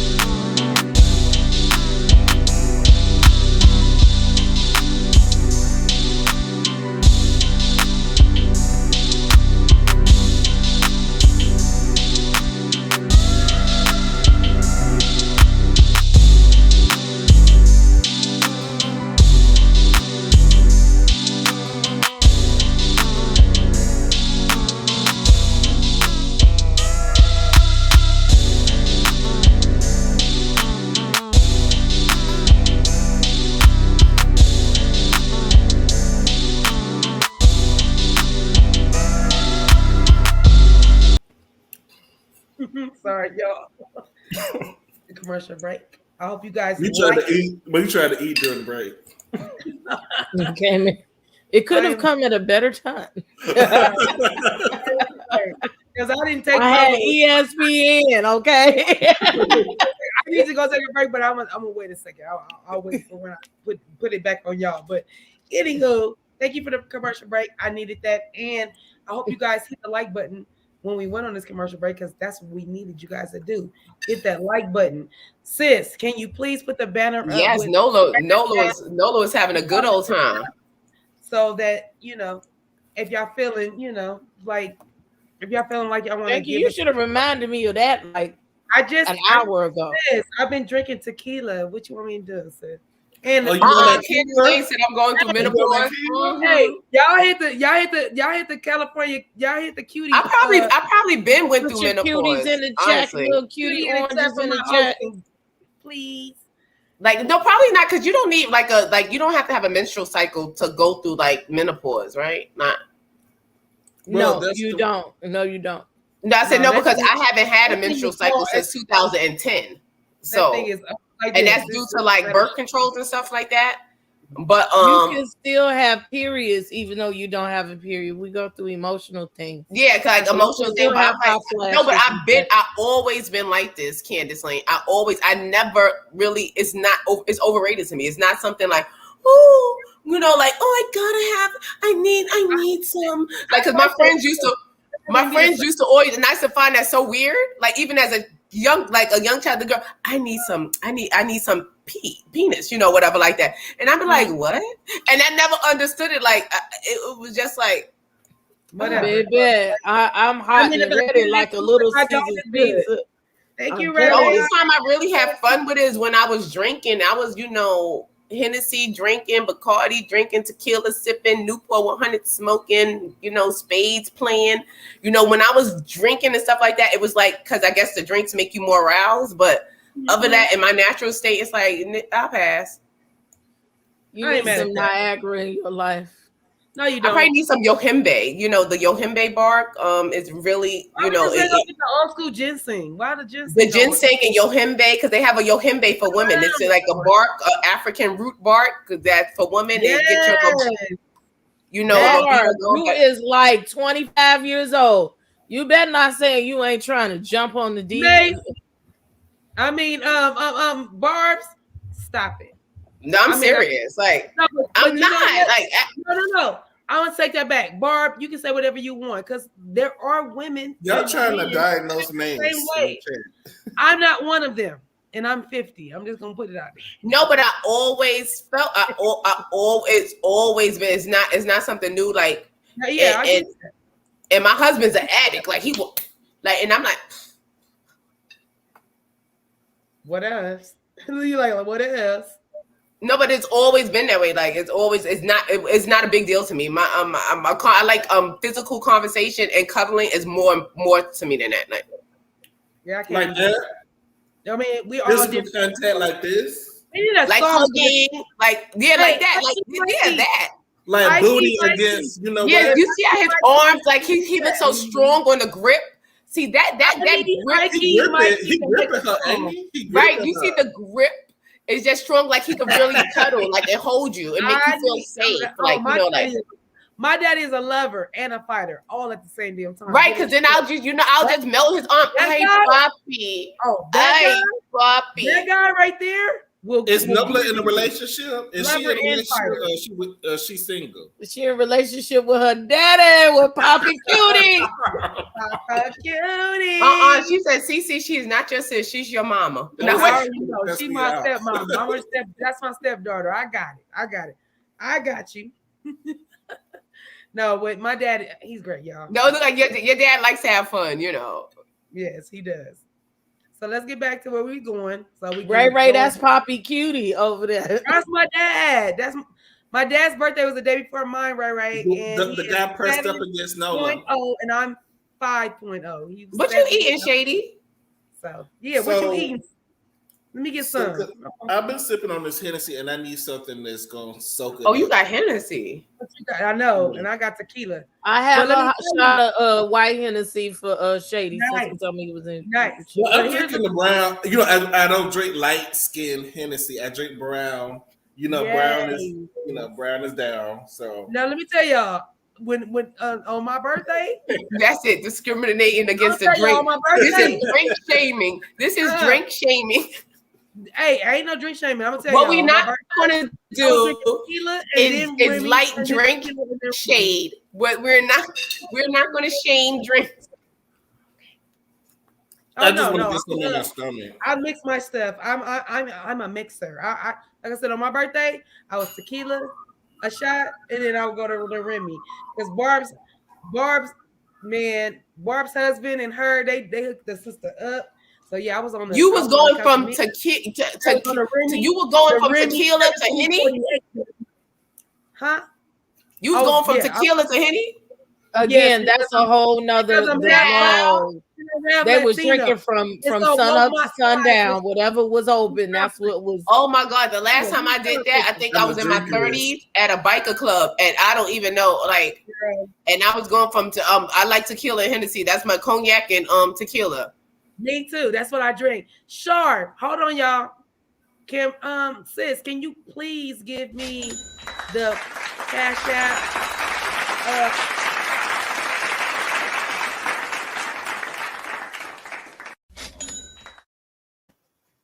You muted yourself.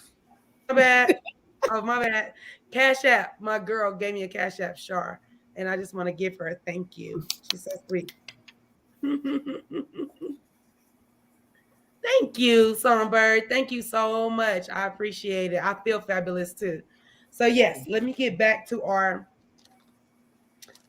RHOP. So Ashley and her brother went to go look at a house, right? They hooked up with. Is that Ashley's?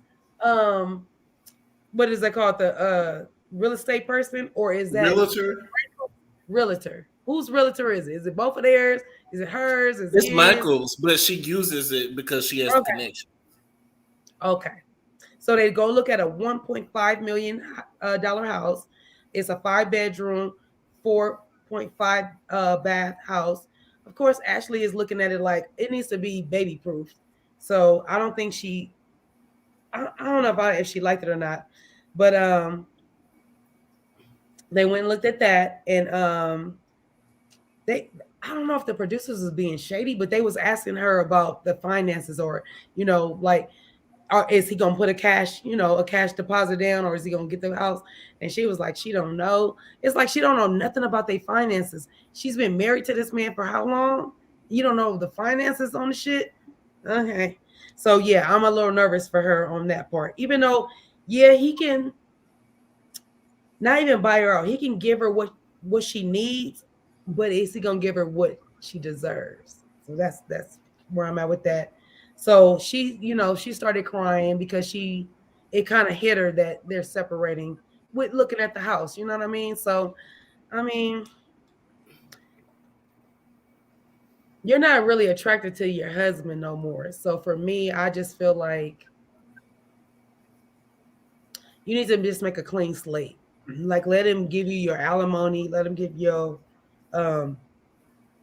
child support, and then cut the slate and then do what you need to do. Because the longer you keep acting like you guys are in a relationship that is a separation, but you still financially depend on him, he gonna lie to you and you're gonna sit there in the dark. And I don't feel like that she should do that. She actually should just go to court, get her alimony, get her child support, and move on with her life. That's my opinion. That's what I think she should do. Mase, what do you think she should do? I think Ashley's playing dumb. I honestly think this is an NBA Ashley move. She's going to play dumb, like she really don't know what she's going on, because at the end of the day, Michael's a businessman. He didn't get to where he is now by being dumb. He's going to try to hide that money. She's going to try to, avoid telling her all his assets and all his, but I think she already knows this. And so she's appealing to what everybody, oh, I'm so dumb. Oh, how could he do this? And I don't know what anything is. Woe is me. I think she's really playing dumb because when she went in and married his senior citizen ass, she didn't marry him for his looks or his personality. So I think she's playing dumb and that she doesn't know anything. And the more less than smart she plays, the more she's gonna get. Princess? I was on mute. I think she did feel a teeny tiny episode of emotions there in the house. And I don't think it was just about Michael being on your own after being used to being with someone for so long is a scary feeling. I've been watching more than one financial person saying that her having that house and an LLC and a trust is a very good thing because it curtails her alimony money. It won't have anything to do with her settlement, and she'll be able to get more money by putting the house in a trust as she is doing. I would feel a way, and somebody would have got cussed out about, the lady already knowing all my business. And you could take that as a double-edged sword. He might have could have did that trying to help her and make it easier on her, or he could be conniving. So I don't want to put all that on Michael. We have to think about, all sides because we don't really know the truth and we don't know the dynamics of what they discuss or whatever, because she say a little bit over here and a little bit over there. Somewhere in it is some truth, but we really don't know what the fuck is going on with these people and what they doing. To this day, they still live in the same house, separated. So she has not even gotten the house from this. So I don't. Shady. All I could do throughout this scene is laugh when she's acting like she don't know about the finances. Oh, it's something to do with some financial. I don't know. Ashley knows exactly what she's doing. I said this. This is the same thing. I'm gonna continue to say it all season. She knows what she's doing. She knows what bag she's trying to get. I think Michael is helping her get the bag. I don't think Michael wants her to be, homeless or whatever. He knows the agreement that he signed with her. He knows what she's entitled to. He wants to lessen it for himself because he knows he wants to make it easy. He knows that she has more rights. She has kids with him. She's going to get a check. And I think that they are working together with their finances to do what's best for the family as a whole without them being in a relationship. Because you can still be in the mansion, you be on the west wing, I be on the east wing. We don't have to see each other.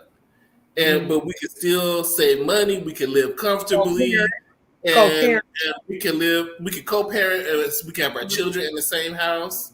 Right. So I think that it works for them, and it might not make sense to everybody else, but it makes sense for them.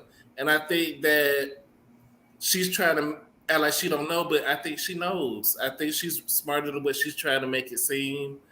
And I like her this season. She's looking good. She's looking like Robin Givens a little bit more to me. Yeah, that confessional with the bang. With the tan, she's starting to look like Robin Givens. I love Robin Givens. That Robin Givens energy. She wants the bag. She wants the money. I love me some Robin Givens. And let me go back. I'm sorry. Not to cut you off, Shady. Let me go back. Candace with the red hood on in the confessional. Did y'all peep? I hated that look. It looked real City Trends. It looked real. No, she looked pretty. Route 21. I don't know, but no, it was cute. very City Trends. No, she looked cute. It was cute.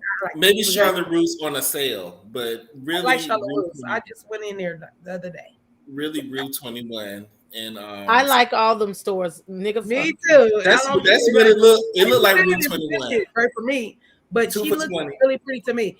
But Ashley with the being on the in the confessional, I said, "Girl, yeah, you ain't got time for Michael. Michael, you too much woman for him, honey. I liked her makeup in the confessional. I did. She is looking much better because she's like her makeup. Ashley's makeup looks gorgeous in her confessional. I was like, "Go on, girl." So let's get into the next scene. Were you done, Shady? No, I was done. Okay. That's it. That's all. Okay, so now we are at Robin's new house with the kids. They're in the kitchen. You know, her house is beautiful. She's way more appreciative of this house than the two foreclosures before that. And I understand that because, you know, sometimes some shit happens. And I love my house. Like my last house was bomb, but this house is bomber. So I got that. Juan and Robin talk about, well, let's do this. Robin talks about her mom texting her about, you know, the repeat of the wedding dress.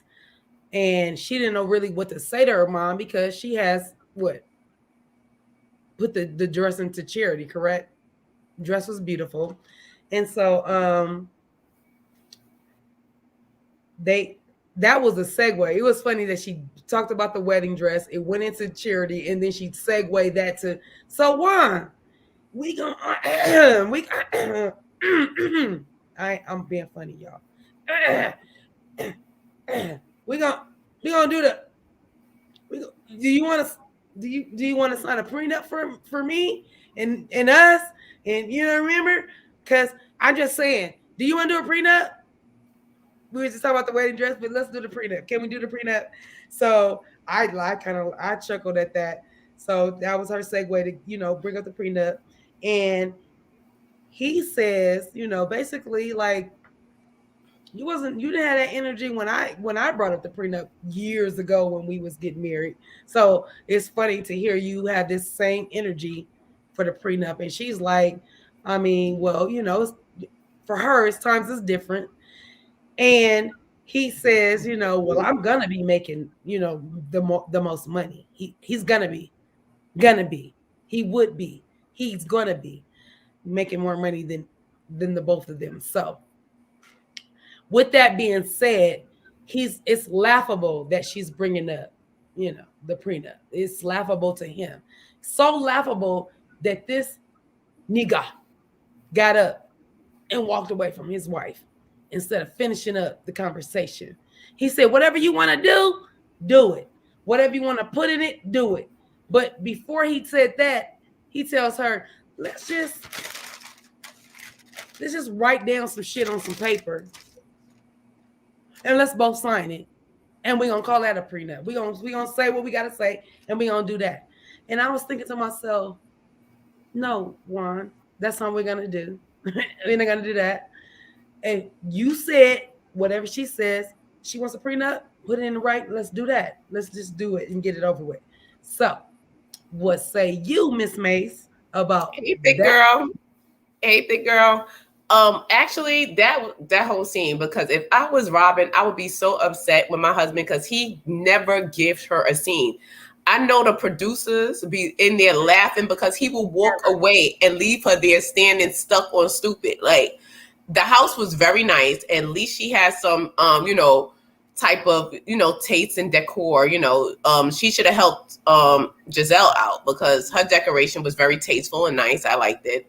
As far as her asking that man for a prenup, girl, after you and that man who done passed away done schemed and chivied out all this man's NBA money, you trying to ask him for a prenup, girl, bye. And one actually did say, I make more money than you. She tried to say that he said that he's going to. And when they rewind the tape, he said, when they rewind that tape, he said, I make more money than you. No, he didn't, sis. Yes, he did. He didn't say that. Rewind the tape because I watched it twice. Yes, he did. Yes, he did. Rewind the tape. Let me tell you something. That's paper. We could get it. He said that shit. He said that shit. Princess, what he said? Princess, what he said? Princess, what he said? He said it. Princess, what he say? Thank you. And even if Princess, he said, I make more money than you anyway. Thank you. He said, I make more money than you anyway. And she went back and he punked her ass out. That's not what he said. He did. No, he didn't. Yes, he did. California Kitty rewind the tape. Did y'all take notes? Because I took notes, and I'm telling you. No, you taking notes, but you wrote it down wrong. Did. You wrote it down wrong because he said you wrote it down wrong. This is why I got my girl doing it from her thing. See, thank you, Deb. Yes, he did. I just watched the make more money than you. They replayed it back. He said they replayed it back. I'm taking notes, so I rewound that shit like 5 times. He said, no, but you wrote it down. Everybody saying you've been doing good all episodes, but you fucked up this time. See, everybody saying he said it. No, I didn't. I'm gonna tell y'all. Yes, matter of fact, you done wrote it down wrong. We gonna find it. Y'all go ahead. He said it. And I'm gonna want my apology. I'm gonna want my apology in cash. I'm gonna want my apology because he said it in alcohol. Because I'm telling y'all, next Tuesday. CC, thank you. There you go. Wait, we quiet. There you go. Mute your stuff. There you go. She got it right there. I'll mute it. I'll mute my shit. Let's go. Princess. Unmute because you muted. Because he did say it. I'm picking. I don't want to get struck. Don't be struck. I'm telling y'all, I rewound it because I was like, look. Matter of fact, I'm a show y'all in my notes because I rewrote it because I was with y'all. I was like, I rewrote. You rewrote it wrong. No, I did not. I'm telling y'all. Yes, you look, bro. I'm gonna tell y'all again. Wait, she got it right here on tape. Let her play it. Just play it. You don't got to show the video. Just play it. Play the audio. And y'all gonna rewind it, and they played it again. He said, "I'm gonna make the most money." He said the most money. He did not say I make the money now. He did not say that. See, that was the point of them rewinding it. That's why they rewinded because she said that was the point of them rewinding it. She said, he's going to make more money. And they would rewind the tape. He said, I make more money than you anyway. That's what he said. That was his exact words. I make more money than you anyway. He didn't say make. He said, I'm going to make. I will make more money than you. Is what he said. I will make more money. He said, okay. Go ahead. Play it. If you think we should explore getting a prenup? Mm-hmm. I don't care. What? No, how do you feel about that? You gotta do what you gotta do. I'll make more money than you anyway. I'm gonna make more. He said, I make more money than you. No, how do you feel about that? He did not say that. Y'all crazy. I'll make more money than you anyway. I'm a make. So I make. Say that. That's not what he said. I think he said he will make more money than me. Exactly, Robin. I'll make more money than you anyway. That is why they rewinded back to her. She the one that said that. And they rewinded it. And he said, I'll make more money than you anyway. Girl, no, he said, I make. You forgot they on the East Coast. He was stuttering over his That's the way they talk. He was stuttering over his line, and that's what he said. I make more money than you. He said, that's East Coast slang. I make more money than you anyway. I make. He was really trying. And the producer asked. She was like, he didn't say that. He said maybe I'ma make. And they rewinded it. That's why they shaded her ass. That's why they rewinded to shade her. They rewinded that tape to shade her because he said, I make more money than you anyway. That was his exact word. Because he don't. He stuttered a little bit. He did stutter. Why would he say anyway if he didn't make, if it was going to be future tense? He says, I make more money anyway. So Deb is going to defend his man. So Deb is defending his man. He's like, y'all tell me this. If I say I'ma make, that means now or I'ma make in future. So when he said I make. My question is, if I say I'ma make $1 million, and if I say I made $1 million, it's two different things, correct? So he said I'ma make more money than you. But in regards to the prenup, it doesn't matter if he said I'ma make or I make. Y'all, if that was shady, if that's what they said, that's cool. If they got the closed caption. I was gonna. I don't think you're gonna have to go into it. I was gonna take this off right now. Just wait. There go the closed caption. What's the closed caption say? No, not hers. His. No, never mind hers. It's not Where's the closed caption, my love? There's no closed caption. There's none. Because you're not gonna do me like that. Because they put her closed caption up now. Yes. It's my first. But I can put on closed caption and see what it says. I'm not going to mess up. I'm not. They took me. That's all right. You didn't mess up. You just heard wrong. You did mess up. CC, you are going smooth. You just heard wrong. That's it. Mase, you just heard wrong. That's okay. There was no closed caption on the bottom. How did I make a mistake?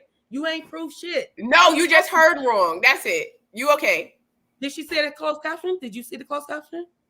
You did not. We about to call. I'm about to DM. Well, look at this comment right here.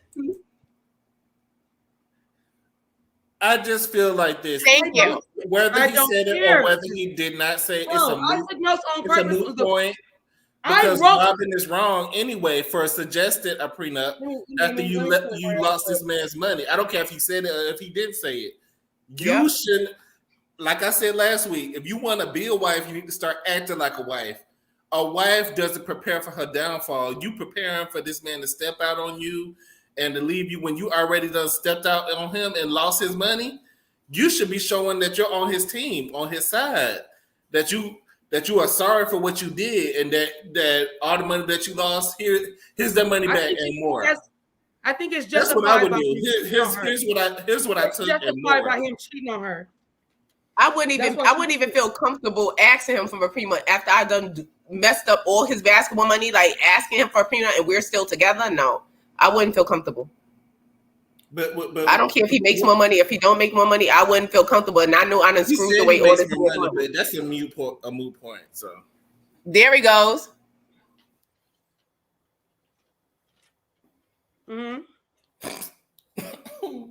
What the bleep? You gotta be careful. How do you feel about that? I'm still waiting. Thank you.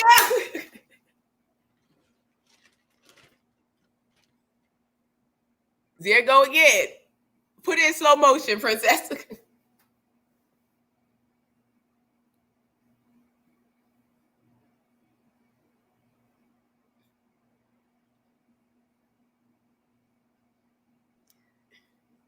Whatever. Like I said, I rewound the shit 1,000 times, and if I didn't have the close, man, y'all be getting me too, so it's okay. It's a rites of passage. I'm not even worried about it. Like no, I said, that's because the way he said it. He stuttered when he said I make more money, and it could sound like I'm trying to get to where I rewrote it at. That's where I'm trying to get to, so y'all can see that I heard what y'all heard the first time. So that is going. I need to go back for one. Like y'all want him to be broke so bad. I don't want one to be broke. I don't want her to even treat him like that. I want her to treat him like if they was in college before he got in the NBA. I want her to treat him like that. So, and I am a product. My kids, older kid's father, that's what he would have been to me. So I'm not on that. I know what it feels like to watch somebody grow, be with that person, and then them think they the shit after they did they shit. And you was right there with him. So I get it. But like I said, the first time I wrote it down, I was like, she said she makes more money than him. Then in turn, when I rewound it, I was like, did he say that he makes more money than her? And I didn't put the closed caption up. I just listened to it 5 times in my own shit. Like, wait a minute. He didn't say he makes more money. He said, I'm gonna make more money than you. That's what he said. I'll make more money than you. But if they in the closed caption, that's what it said. That's what he said. Yeah, I think it's because he stuttered. It sounded like because he, stuttered. Like Shady said, he was choking on his lie, so he was like, He said, I make more money than you anyway. The thing is, y'all got children, and if he didn't make you sign a prenup, or if you signed a prenup and you still got rid of his money, you owe him. So fuck your prenup. Let's move. Yeah, and if you're still together and you still want to be with him, like, girl, you should just, Girl, sit down. But like he said, you get a piece of paper. Did they look like they was together? They looked like they was roommates to me, talking about bills at the table. Right. But, then there's that too. But they should have got a piece of paper, like Ron said. You know, he suggested and write it down. Like, look, I sell hats, and all my hat money is going to come to me. I want all my hat money. Toilet paper and crayons, and write it down, and it will stand up in court. That's all I'm gonna say. So that's why I was like, okay, that's what you're doing. That's cool. So he walks away. So now we go back to Wendy goes and sees, you know, her hair loss dermatologist stuff. Stress pulls the nutrients from the hair follicles. So of course her hair is thinning and stuff. Mia meets with Robin. Robin wants to say, you know, she wants to make sure that the slate is clean, which Mia said it is. They asked about her past with Robin again.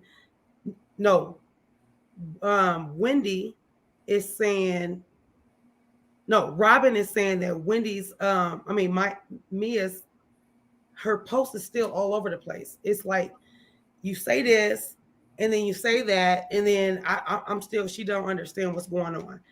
And I agree with her because we don't know what's going on. Mia is saying it was 3 weeks. I posted this. 3 weeks later, this is what I'm posting. It's still basically, Robin is like, you're still misleading, and I need you to kind of, I guess she's trying to save her to pull it back. So Robin brings up Giselle's feeling uncomfortable about Chris. Mia says that's something that she needs to add something to what Giselle talking about Chris, and that's how they do the commercial break, right? I was like, what is Mia gonna say about freaking Chris? I was like, what is she gonna say? So she ends up saying basically that Chris was staring at her at the spring bling. Producers show Chris looking the total opposite way of when Mia is doing whatever she's doing, dancing, whatever she's doing. They show that Chris is not looking in her direction. So I don't know if y'all feel that Mia and Giselle are making things up, or do y'all think that they have a valid point? Let me get in here. First of all, Mia, and I love me some Mia, but she is a bandwagon dragger.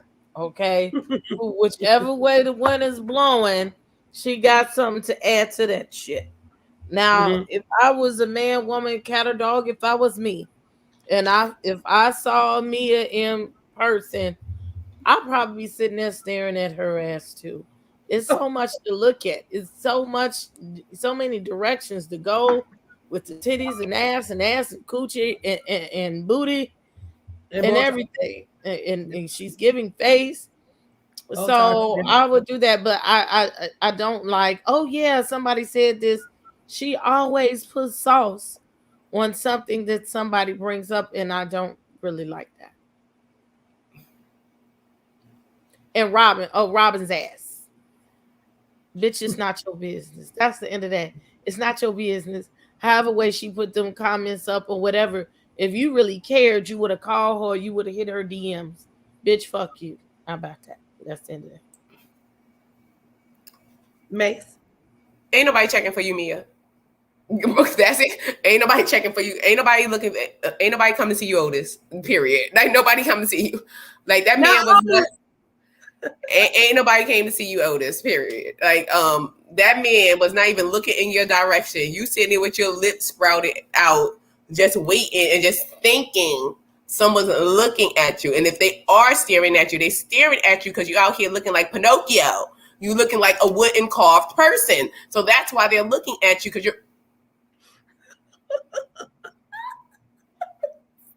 I cannot. That's why they're staring. Other than that, child, girl, bye. Shady Boots. What we talking about? I agree with Princess for the most part. Robin, I do feel like you're being extra messy and aggressive this season. You jumped up and tried to walk up on Wendy. Now you're going to confront Mia at the dinner about her cancer diagnosis. Quite honestly, I don't think you cared that much. I really don't think you cared that much. But because you've been engaged for like 2 or 3 years and you're still not getting married, you have to bring up somebody else's stuff to be relevant on the show. And I get that. Maybe the producer told you need to step it up and you're going to be out of here. But it seemed like you're being extra messy. Mia, I think she's acting very light-skinned and acting like she's acting like everybody want her. Everybody was trying to get with me at the party. Everybody was looking at me and people were staring me down and I couldn't breathe when I was in there. We gonna stop with this light skin shame. She was acting very much light skinned. She was acting like everybody was trying to get with her. And when nobody she was acting high yellow. That's a difference. That's a difference. But Mia is a bandwagon, type of girl. She's gonna go wherever the wind is blowing. She's gonna add a little bit more sauce to the storyline. And she has no credibility. She has no credibility. None. Her cancer story don't make sense. Her story where she's saying that Chris was staring at her was debuffed by producers. Like he wasn't even looking in her direction. Like he was not even looking nowhere near her for her to be thinking somebody was staring at her. That was crazy to me. I think she was just adding the lies. And she wouldn't want that stuff out about her husband. So you would think that she would be a little bit more careful because I think her husband was the one that Karen was talking about that was a little bit touchy-feely. Wait. But, we're going to get to that. But she may want that out about her husband because they look like, I think they did mention that they swing. I think it was they like to have a little fun. Because you remember when they came to that house, I don't know where they were, but when he was already drinking and then way he had grabbed Karen, he grabbed Karen. Karen definitely, I do believe Karen was definitely talking about G. But I think Mia wouldn't mind if G was looking at other women. I think G does this and G looks at other women in front of her and she looks too. And she's like her friend that she tried to pretend like they didn't have no threesomes, but they look like they done had a few. Yeah, but she has no credibility and no elasticity in her face. So that's it. No elasticity in her face left and no credibility. Cut the Botox off a little bit. I want to see you. But she can. If she cut the Botox off, her face will hang because she doesn't have that snapback no more. Once you get all those injections and stuff in your face, you don't get that snapback. So now you have to consistently get it. Her lips always look like they gotta be perched up, and they spread it like she's giving Pinocchio. Like it's very much so a wooden carved doll. Like it's very, Geppetto made her, I wish Mia a boss when she done lost all her businesses. Y'all let me know that in the chat. She did not lose them. She did not lose them. She still has residual. Let me know how she a boss though, with her name on the beach. She still has her lip gloss company. She got a lot of other. We need Deb to come up here because Mia's the boss. What you call boss? The boss. So let's get finished. Let's get finished so we can get our peoples to get up in here. So Karen and Giselle, they go over to Karen's house. Well, Giselle goes over to Karen's house, and they are trying to start over. Because that kind of fell out. They talk about the dance class. Giselle shows her some moves. Okay. So she showed her some moves.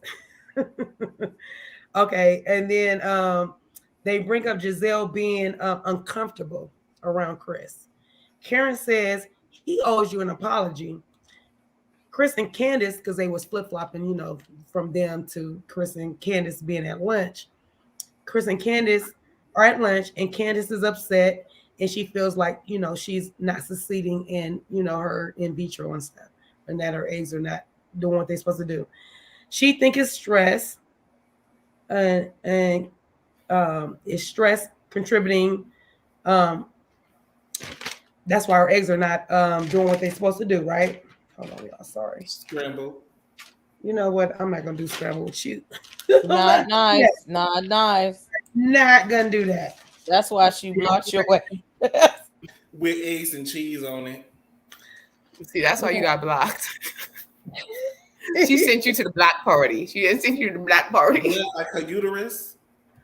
That's jacked up. All I'm saying is, so they just discussed that. Giselle and Karen basically was like, you know, she feels like he needs to apologize, but I kind of feel like you don't know the whole story, you know, because the whole story kind of came out with Giselle saying, you know, here's how the story kind of plays out. Chris says he wants to go talk to her, right? She says, let's go to the room. She thinks she's good by going to the room because Glam is going to be there, right? She walks in there, Glam is not there. So instead of not walking in the room, she walks in the room. She's uncomfortable. If I was uncomfortable, if I thought I'm bringing him to my room because there's going to be other people there and I see that there's no other people there, he's not coming to my room. What I didn't understand is they were in the hotel. If you're in the hotel, you can talk in the hallway. Y'all could have talked in the elevator. Y'all could have talked in the lobby because you guys are away from everybody, correct? So I don't understand. It makes more sense. Wait, put that other comment back up. What was that? High key, Mikey? Wait, just the way it just said bold, Katie. Man. So for me, I'm just saying, Giselle, we all was drinking that night. Y'all are at the reunion. Maybe you don't remember it the way it all happened. And when you hear it come from Chris' mouth, the way it happened from his perspective, maybe you're not going to be looking for an apology as much. Maybe you're going to be like, oh, I apologize. The way it ran back in my mind when I was drinking, this is what I saw. This is what I felt. So Giselle, I really feel like you don't have a storyline. You are fishing. You are throwing your pole in there and you are trying to, you know, find something. It's not going to work. We still need you to talk about you. Stop talking about everybody else. Let's talk about you, Giselle.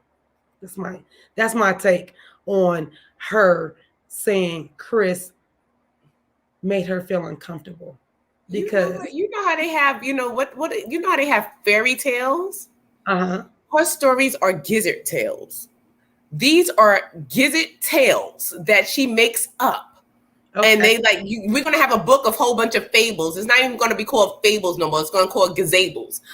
Gizzard tales.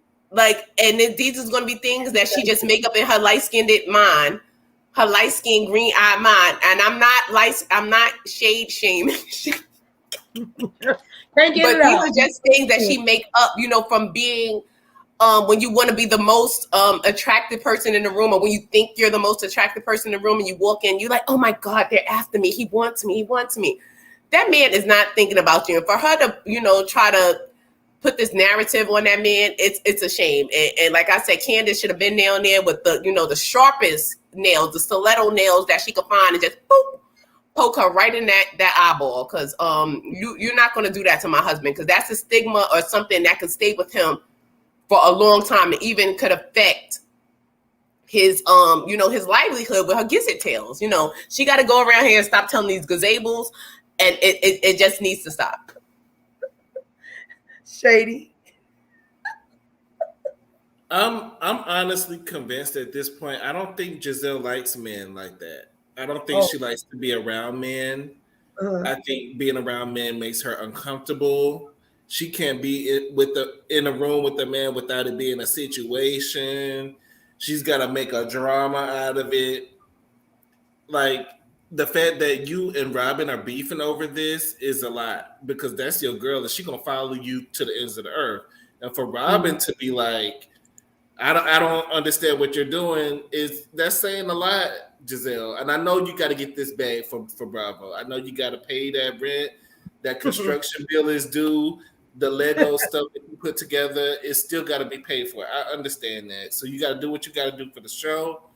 I think it's a fake storyline. Unfortunately, Bravo's gonna make a fool out of you every time. Every time you let them, they are gonna make a fool out of you for a check. And I think that's what she signed up for. And I think she knows what she's doing. I'm not even gonna give Jezebel a hard time because I think she knows at this point. You know what you're doing. You know what you're doing at this point. So that's all I gotta say. The link is up in the stream in our chat, you guys. If you guys want to come up and give us your opinion, your thoughts, anything. Want to wish me happy birthday? That's cool too. But we talk to Princess about what's going on. You guys, y'all call in. Look, Giselle rolling around there on the floor. Giselle rolling around there on the floor like a sea otter and shit. Talking about we was dancing and nasty and sex. Like, I don't even know why Karen entertained shit she said after that. Because I couldn't get there. Because I was like, girl, bye. She just making up stuff, and it was obvious that she making up stuff. I'm mad at Karen. I love me some Karen, okay? Me too. I know she just getting her check and all that today, and Karen, stop. Giselle, stop. You ain't think that man was gonna do nothing to you, right? They're gonna get that ass, okay? And then they're gonna talk about some black women. Mm-hmm. But look at here, we gonna give y'all a chance to call in. We are going to, y'all is in the back. Look, we are going to take another commercial break. Hit that like button, y'all. This is a disclaimer. Look, this is my money video, but it's special. I do want you to give to this channel, but I also want you to hit these people's cash app, whether you see it at the bottom of the screen, and if you're watching on the replay, it is in the chat in the description box. But we have a special dedication to the channel. This is a video that I made for you to give to the channel that is featuring Mr. High Key Mikey. And this is our debut. So please go follow High Key Mikey, and he will give you lots of little music that we love to hear on YouTube. So here we go.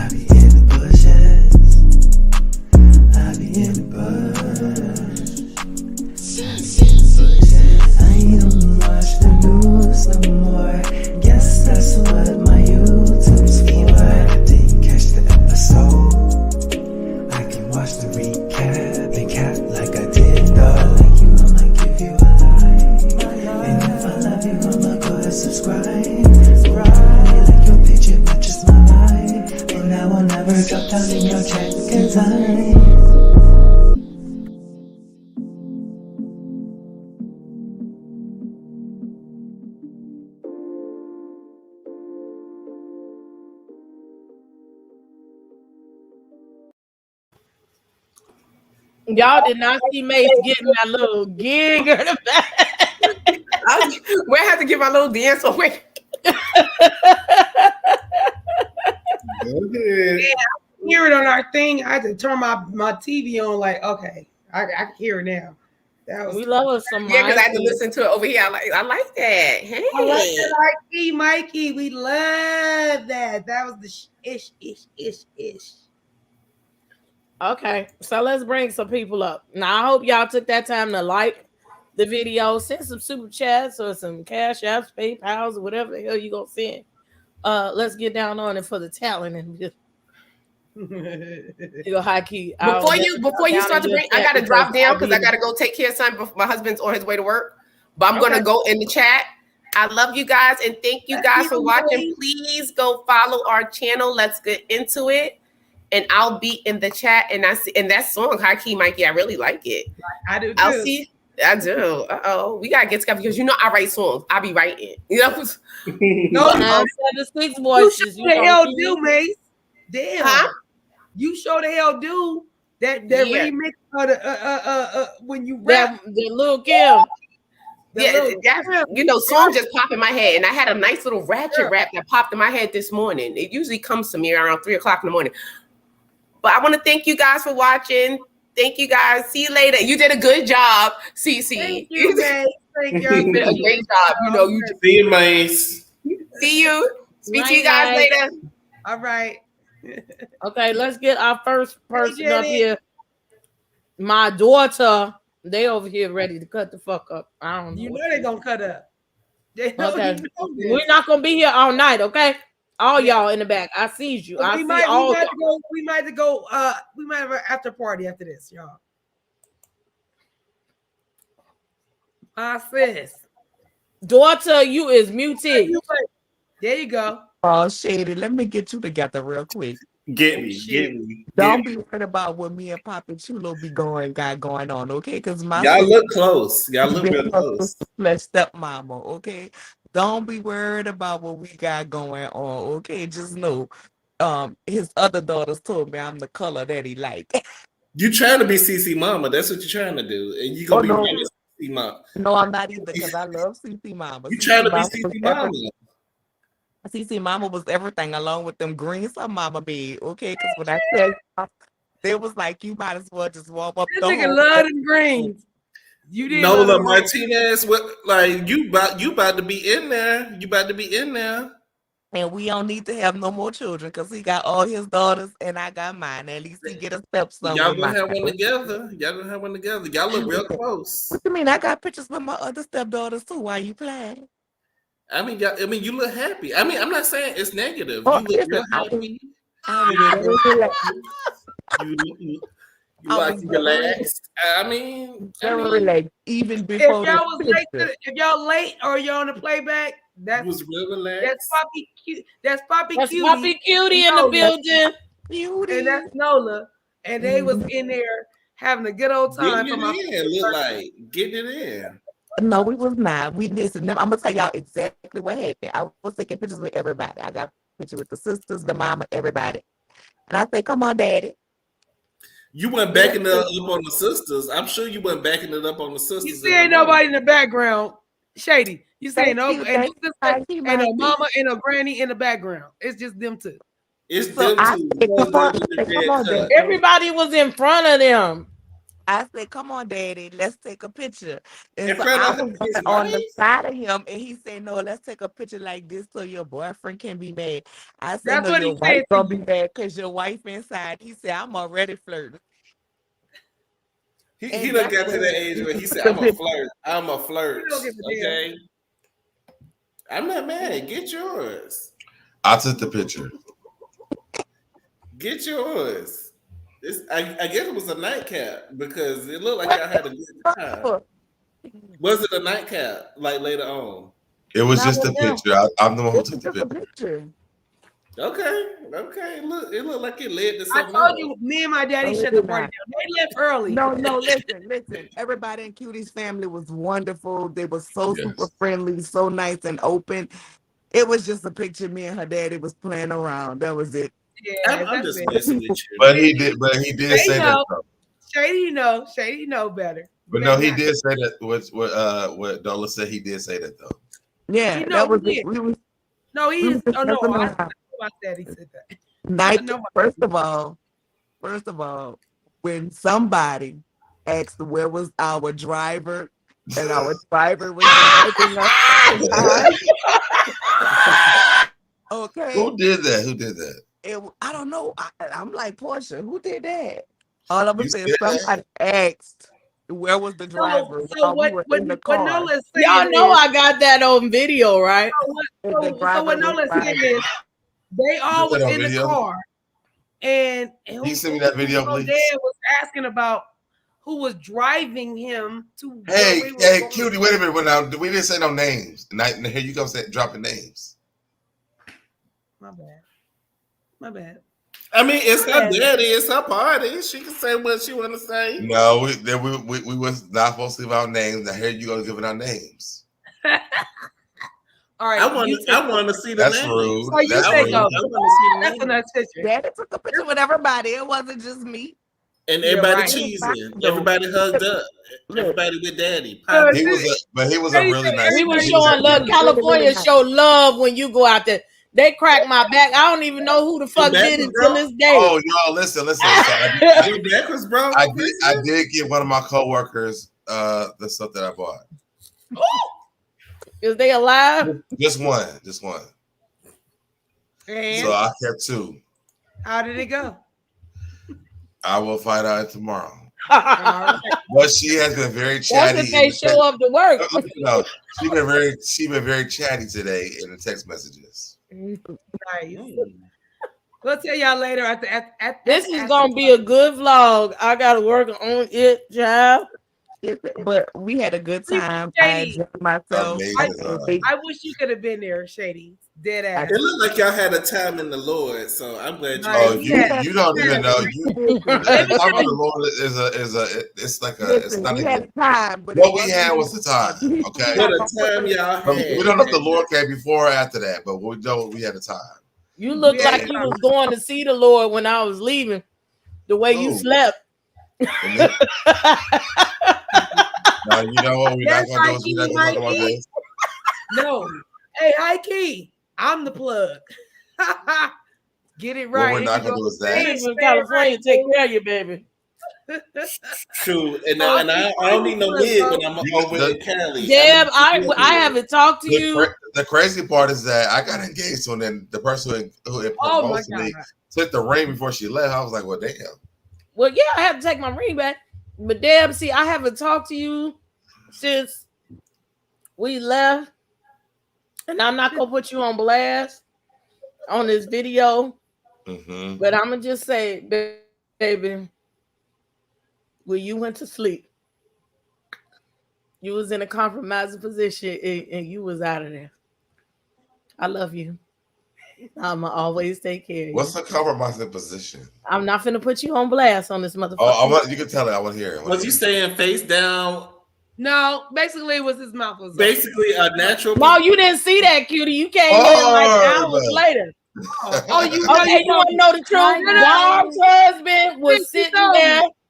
Barb's husband was sitting at the table smoking hookah, and Deb, I guess he tried to go to bed. He had started pulling his pants down, and he didn't finish, and he was asleep. He was laying on the couch. Let's finish it somewhere else. So he was it. For the next episode. Y'all said so Deb was tooted and booted at the function. He did that at the party. Hey, I got them. Lord. So we tell a story. I got a California. We got to tell a story about how Princess put them legs up on the wall and was wobbling that ass. Legs to the moon. She had them legs up on the wall. That happened. Legs to the moon and tooted and booted. See, Princess? See what you opened up? See, you want to talk about somebody? They gonna talk about your little butt. All I did was make sure. That's called talent, okay? She said we walked the walls, New Orleans. I said I can do that too. I just made breakfast. That's all I did. And that breakfast was amazing. I made breakfast. I was in communion. And I made mimosas. And y'all go look. Let California Cutiee talk real brief. Y'all go to my page. You said it for yourself. 310 on IG. You will see the plate that my sis made with the shrimp grits, the bacon that Deb think is a perfect bacon on the planet. It was soft. That bacon was perfect. It was the best bacon. Food in that beef bacon, y'all asses ate What that about shit the too. mimosas though? Like you're not saying nothing about I'm it. getting to it, bro. I'm getting to it. Let me finish. Let me tell you. No, don't be offended. Let me finish. We were just getting on that. But so Deb made, let me tell y'all, he froze the grapes. He froze our grapes. Then he gonna make our mimosas. Put the frozen grapes in the mimosas, right? And you think mimosas is juice and just a little bit of little champagne? Oh no. He trying to get you fucked up first thing in the morning. Tequila. My brother puts tequila in his mimosas. Hold on. That's all I'm gonna say is before we finish these Cali tales, let's finish this Potomac because there's like 5 people in the back. Let's let them up here. Let's do that. That's what I said. We got an after party, y'all. Well, no, I came here for that. That's what I originally came here for. So did y'all not feel like this was a lot of Robin on this episode? Yeah, trying to give her a check. It was so much Robin for me. I felt like this is what I let her talk a lot because she started sounding stupid because when she was like when they were at that thing, she was like, I'm sitting down because when he's going to sit down, I'm like, Wendy rules the world. I'm like, this sounds like kindergarten to me. They could have kept it. Don't nobody want to hear from Ronaldo. Let's be clear, Ronaldo mad because Wendy got in her girlfriend last year and talked about their reasonably trashy podcast, and that's what it is. She's still holding. She still feels some type of way about it. But far as I'm concerned, she could feel some type of way about it because the construction site is still not finished, even though they claim it is. Onion ring neck is wrong. Okay, Janelle neck, all that karma is coming back in her neck. Her neck got more rings than every planet out there in the solar system. And that's the problem, okay? Always say heavy more rings than Saturn. Got a crown, Got more rings than Saturn. That carry the karma. Candy, you heard it here first. No, we could have went to see Candy. Richard Nixon is just mad that Juan, aka Deb's man. I can't. Yes. And Juan is sitting over here because of this prenup. That's the other thing I was trying to mention. Would y'all rather me call her Ronald Reagan? Well, I want to mention the prenup. I like what you called him the first time. Let's mention this prenup really quick. Okay. So you have to look at the pictures from the show because Juan was pissed off about that. He's like, you wasted all my money. Now you want a prenup, but he can't say it on the show. So if y'all watch the show, when Juan got up, there was a smirk on his face. But you have to understand why. We'll talk about that later. Listen, taking it from the top so everybody else can get their stuff in. Chicken Neck, I want you to stay where you are. Please stay far, far away from me in your rundown, cracked out shack on the Isle of Never Never Land. That's where she should stay. And hopefully the Lost Boys don't come upon her and roast her like a turkey. I'm just saying. Robin, Richard Nixon, walk up on me like you tried to walk up on Wendy, and I'm going to pop you in your beak. Know that. You and your beak is going to be on the ground. I feel like she think people are supposed to be afraid of her, but no one's afraid of you, okay? No one. Like, just off of, looks alone. Like, the energy you give alone does not make me afraid of you. It makes me sad for you. It makes me want to, pat you on the back and give you a Sinclair woo woo woo woo woo woo. It'll be okay. You'll find someone who'll love you and marry you. I mean, if you ever come to terms with your own sexuality. I mean, it's great when you do that because then you'll find someone who loves you. But she gets on my nerves. That hot mic take, I mean, it was proven later that the boss, who has no company, is a liar. That was proven later. So I don't really care about the hot. Boss, say boss. She don't have a company, so no. It was proven later that she's a liar. And Karen, she has a YouTube channel. If y'all didn't know, Karen has her own YouTube channel now. And she talked to, huh? She's had that channel for a very long time, so it's not new. It's very old. She's always had that channel. It's new to me because I ain't seen it before. It's new to you, but she's had that channel, so it's not a new thing. Let's not try to she's putting up content now, is what you're saying.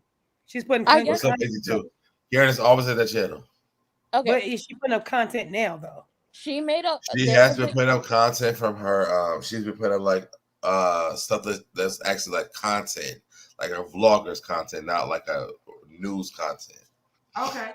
So she did a video, and she was answering questions. I forgot who the person who was at. It's a woman who was asking her questions, but she answered the questions about the whole sit down when she let Gizzard Neck. And I remixed Dragon Tales for Gizzard Neck. It's now Gizzard Land. I'll go to Gizzard Land. That's the remix to Dragon Tales. But when she let Gizzard Neck in her house, and I'm just like, don't let that lady in your house. She got bad juju written all over her and her rings. Don't let her in your house.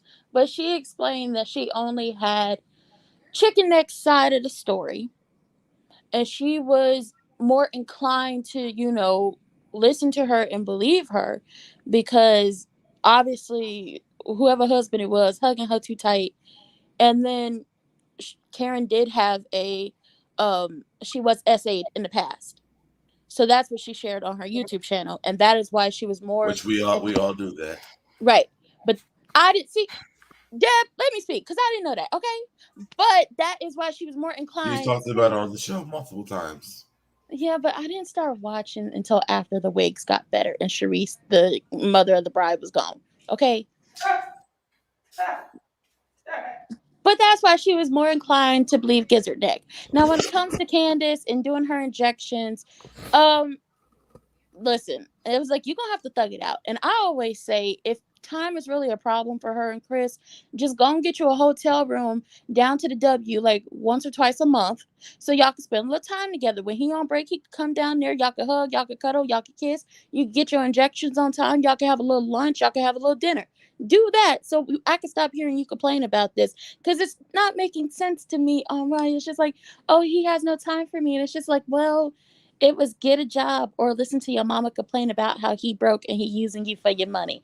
And there is only so many times you could listen to your mother-in-law say you broke and using her daughter for money.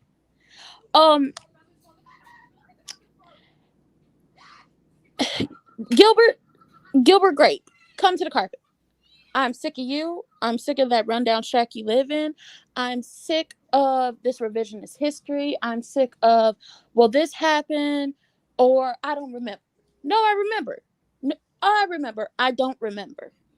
Tell us what you remember. Okay, you felt uncomfortable. I never want to say, discount someone feeling uncomfortable, because I've been in those positions as well. Being uncomfortable was... Y'all ain't right. That's not right. But I've been in positions where I felt uncomfortable in situations. However, when it comes down to it, you, football head, the bandwagon boss, or whatever Deb likes to call her, y'all have concocted this plan to... The balls. I don't care. Diana Ross, boy. BAWS balls. Not the boss, bro. A boss without a company. A boss without a company. The bandwagon rider. Okay. She does have a company still, so let's not say that. She still has a company. I thought she got kicked out her company. It's just not G's company. She has her 11 wick candles. Remember? She has some other companies before that. She does. Well, listen, I just remember the 11 wick candles. And that's okay. She still has business outside of those. Y'all letting these people burn down y'all houses with 11 wick candles? What is wrong with y'all? But football head, chicken neck. You let Robin sell you an invisible hat. I didn't buy that hat. I said them look like bingo truck stop gas station hats. Don't nobody want them things. They don't sell those at gas stations. They got beauty stores.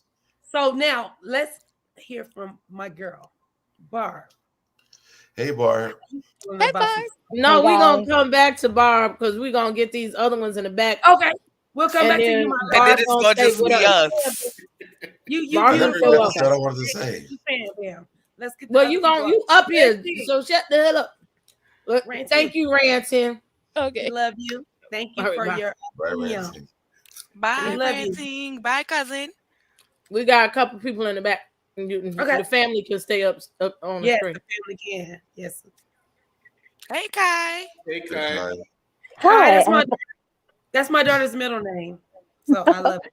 I love that. Yeah, I was here before during the Portia times. I haven't been back to the palace. I'm here now. Y'all are cutting up again. I'm happy to see y'all are having fun with Poppy Cutiee and everything. These Watch your colors mouth are. now. Watch your mouth now. When they There's come somebody up, slander man, about me in the chat. They don't play about no, opportunity. I was talking about them earlier. They got on me. I've been actually enjoying his company. Wait, I wasn't being shady. Oh no, I'm just messing with you, Kai. I'm just that's my baby daddy. Well, we know you're not being It's shady. okay if you are. Listen, I know you're not being shady. I know you're not being shady like the one with the beard. But see, the trip that he showed up on, he's gonna wake up with a streak down his beard. It's gonna be shaved right here and then dyed to match Gizzard ring neck wig that Don't she do that. wearing This with is the my pride stripes. and joy. Don't do that. Don't do that. Keep playing with Poppy and watch what happen. Go ahead, Miss Kai. Go ahead, Miss Kai. I again miss everyone. So let's start with football head. I feel like she is dumb. I feel like she is actually enamored with this man. Again, I am not going to forget the therapy session where she says this man reminds her of her father, looks like her father, and she looks at him as an authority figure. So, to me, yes, it makes sense. Rich people do it all the time. They put their homes in LLCs and trust. Usually in trust makes a little bit more sense to hide their addresses. It does not make sense for you to do that and have Michael's name on it. It would make sense for Michael to write you a big fat check. You put it in your own account and you make your own LLC. She's not even telling, is this a 50-50 LLC? Is she a controlling member? Is Michael the one who's totally setting up this LLC? Or are they both doing it together? Because it makes no sense. It's just him. Makes not a lick of sense. You're not talking to your lender directly. The person who's your realtor is really Michael's employee. And also, like as she said, that prenup again that we all saw her sign without a lawyer has language in it she didn't understand. She wanted to do a post-nup. She came back pregnant at their reunion talking about I trust him, so we didn't do it. So to me, I think she's smart in other aspects, but she is dumb when it comes to him. Because this is stupid.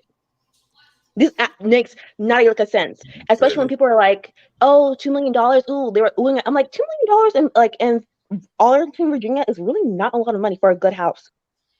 I think like Candace's house is like 1.8. Like it's not a lot of money for a good house. And also, where is her money? Because I had a conspiracy theory I had on another channel. I wonder, first of all, I don't know how much the Potomac ladies are making because we've never heard how much they're making. So I want to know, is anyone making the $600,000, $800,000, $1 million? Two, I feel like Ashley would be at the bottom of that totem pole because she was one of the last OGs to join. And I also wonder, have they ever docked her pay for Gollum's behavior? So is she even making as much money as she could have? And also, she has nothing else going on outside of this show, except for maybe getting paid on Instagram. So I think she might have some money because she was on the first season. True. She's making more than Candace. She's supposed to be making more than Candace and all the she's rest supposed of it. to, She's been on there by seniority, but being that Potomac is the top franchise right now, they should be getting their pay. They should, but can I interject right here? So it's for the older people or anybody that watch Raw. It's the Fufu. Remember Fufu when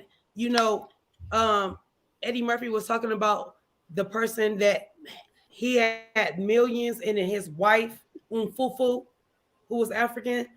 He was like, oh, she only made like, let's say 3,000. We too young for this book.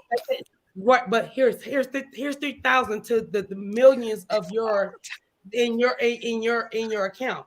So for me, I'm thinking she's never put that money that she's made from Housewives, as long as they've been on, that's her money, and she put that away. She ain't touched 1 cent of that money. That money is put somewhere else. And I would hope not too, but I'm saying, because why would she have?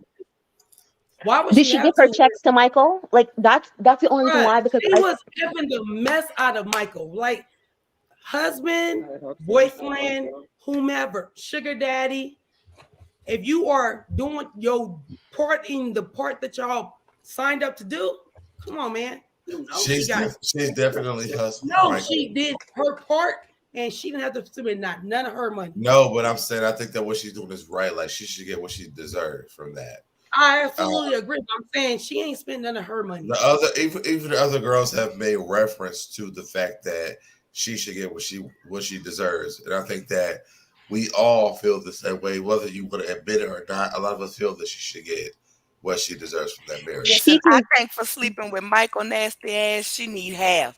Matter of fact, give her 75% for sleeping with that old wormy bastard. Yup, she needs 75. Let him keep the quarter, all her Potomac money, and her tragic TikToks. Let her have it. Give it to her all. What's wrong with her TikToks? And she signed a whole agreement. She signed a whole agreement with Michael that if I stay with you for another few years, then I can get half. She didn't sign the agreement. She proposed it, but they never signed it. She has no agreement right now. If she want to sue him, all bets are off right now. She has a post note. Didn't she have a post No, she never did it. What they're talking about. She just talked about it this episode. The prenup is signed. The prenup, she's come out and said there are things in it she didn't understand. She never did the postnup. So even if you have a prenup and you're saying half, you still fight for what the half is. And she's come out and said, talking about the postnup. The postnup was not signed. She was on season whatever with that yellow outfit, pregnant and all, saying she trusts Michael, and they did not do it. Either way, she's gonna be all right. That's she got interesting. Kids by Agreed. No, that makes a difference. Kai, okay, anyway, my next point. Kai, do we all agree that she's still gonna be okay no matter what?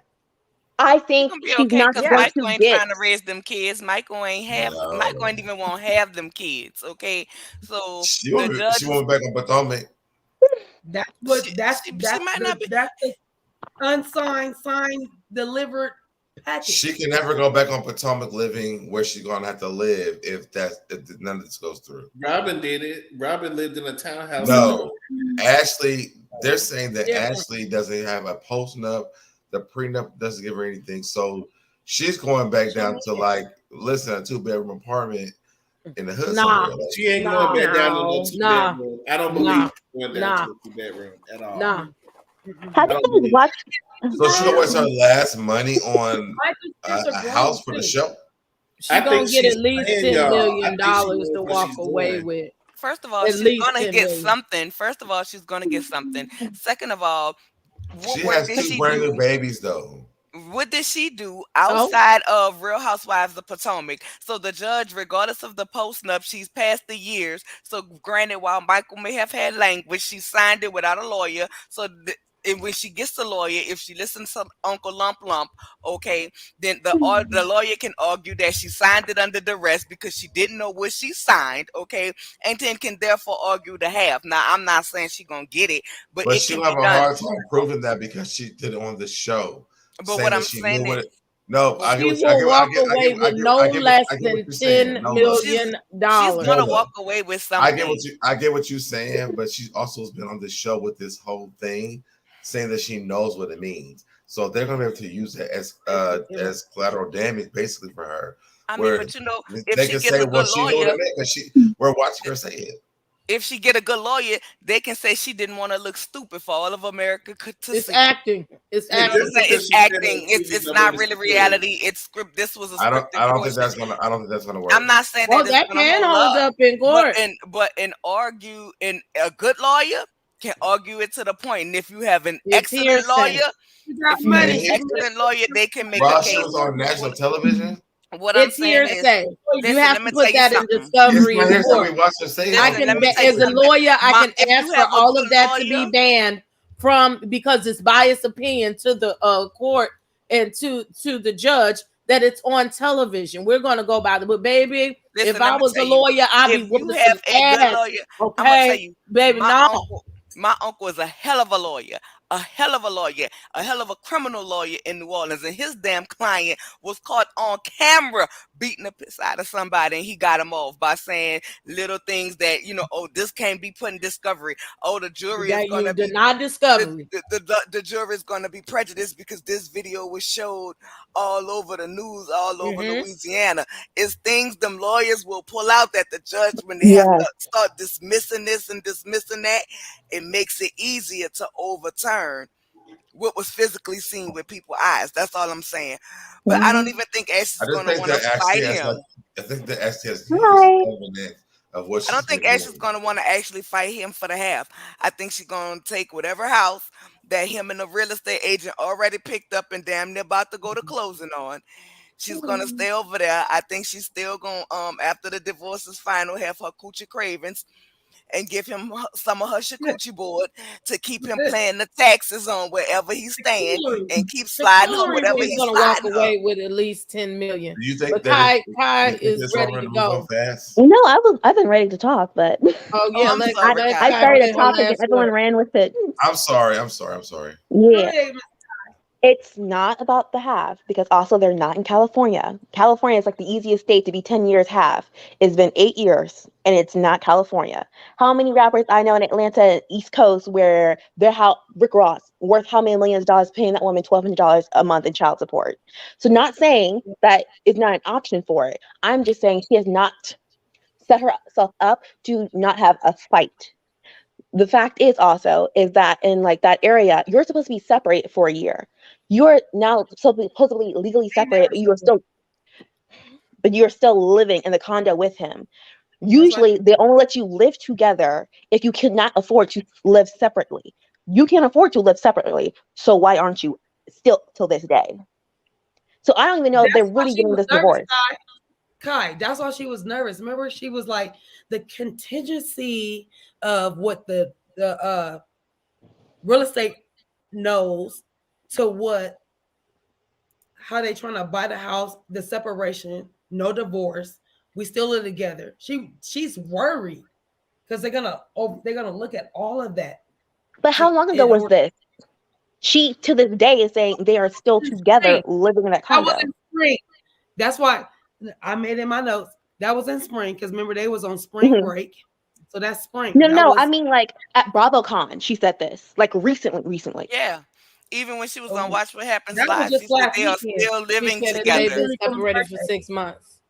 And so I don't know. So I guess maybe I don't know if there's a way for them to say we have young kids, but usually if a state requires for you to be separate for a year, they also require you to live separately unless you can't afford it, and you have to prove that you can't afford to live separately.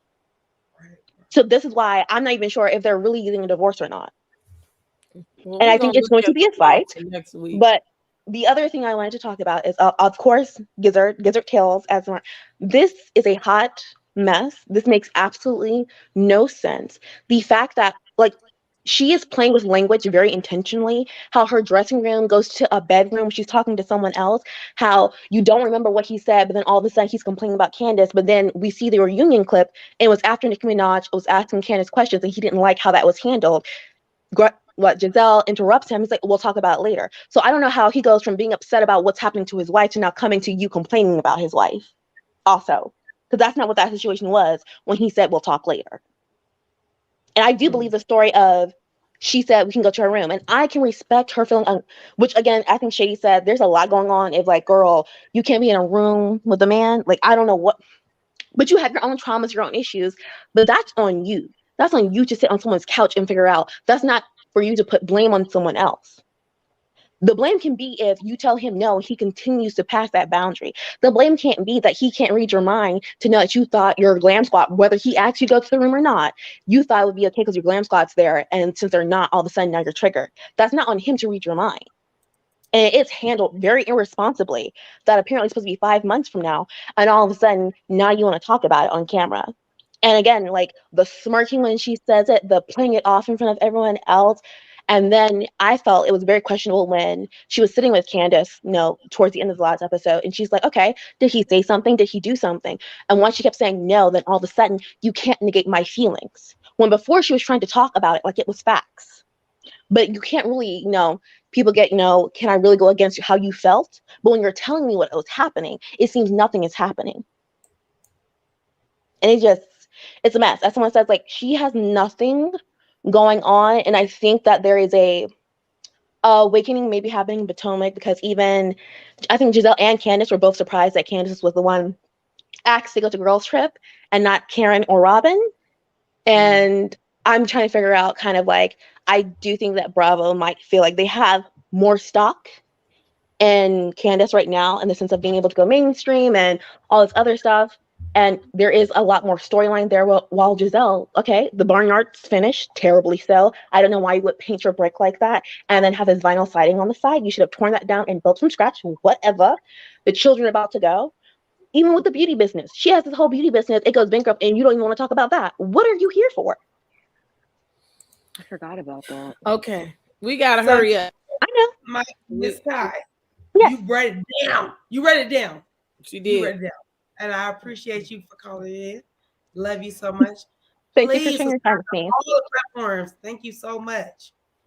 Bye. We love you, Kai. We got a couple people that y'all's got to hurry up.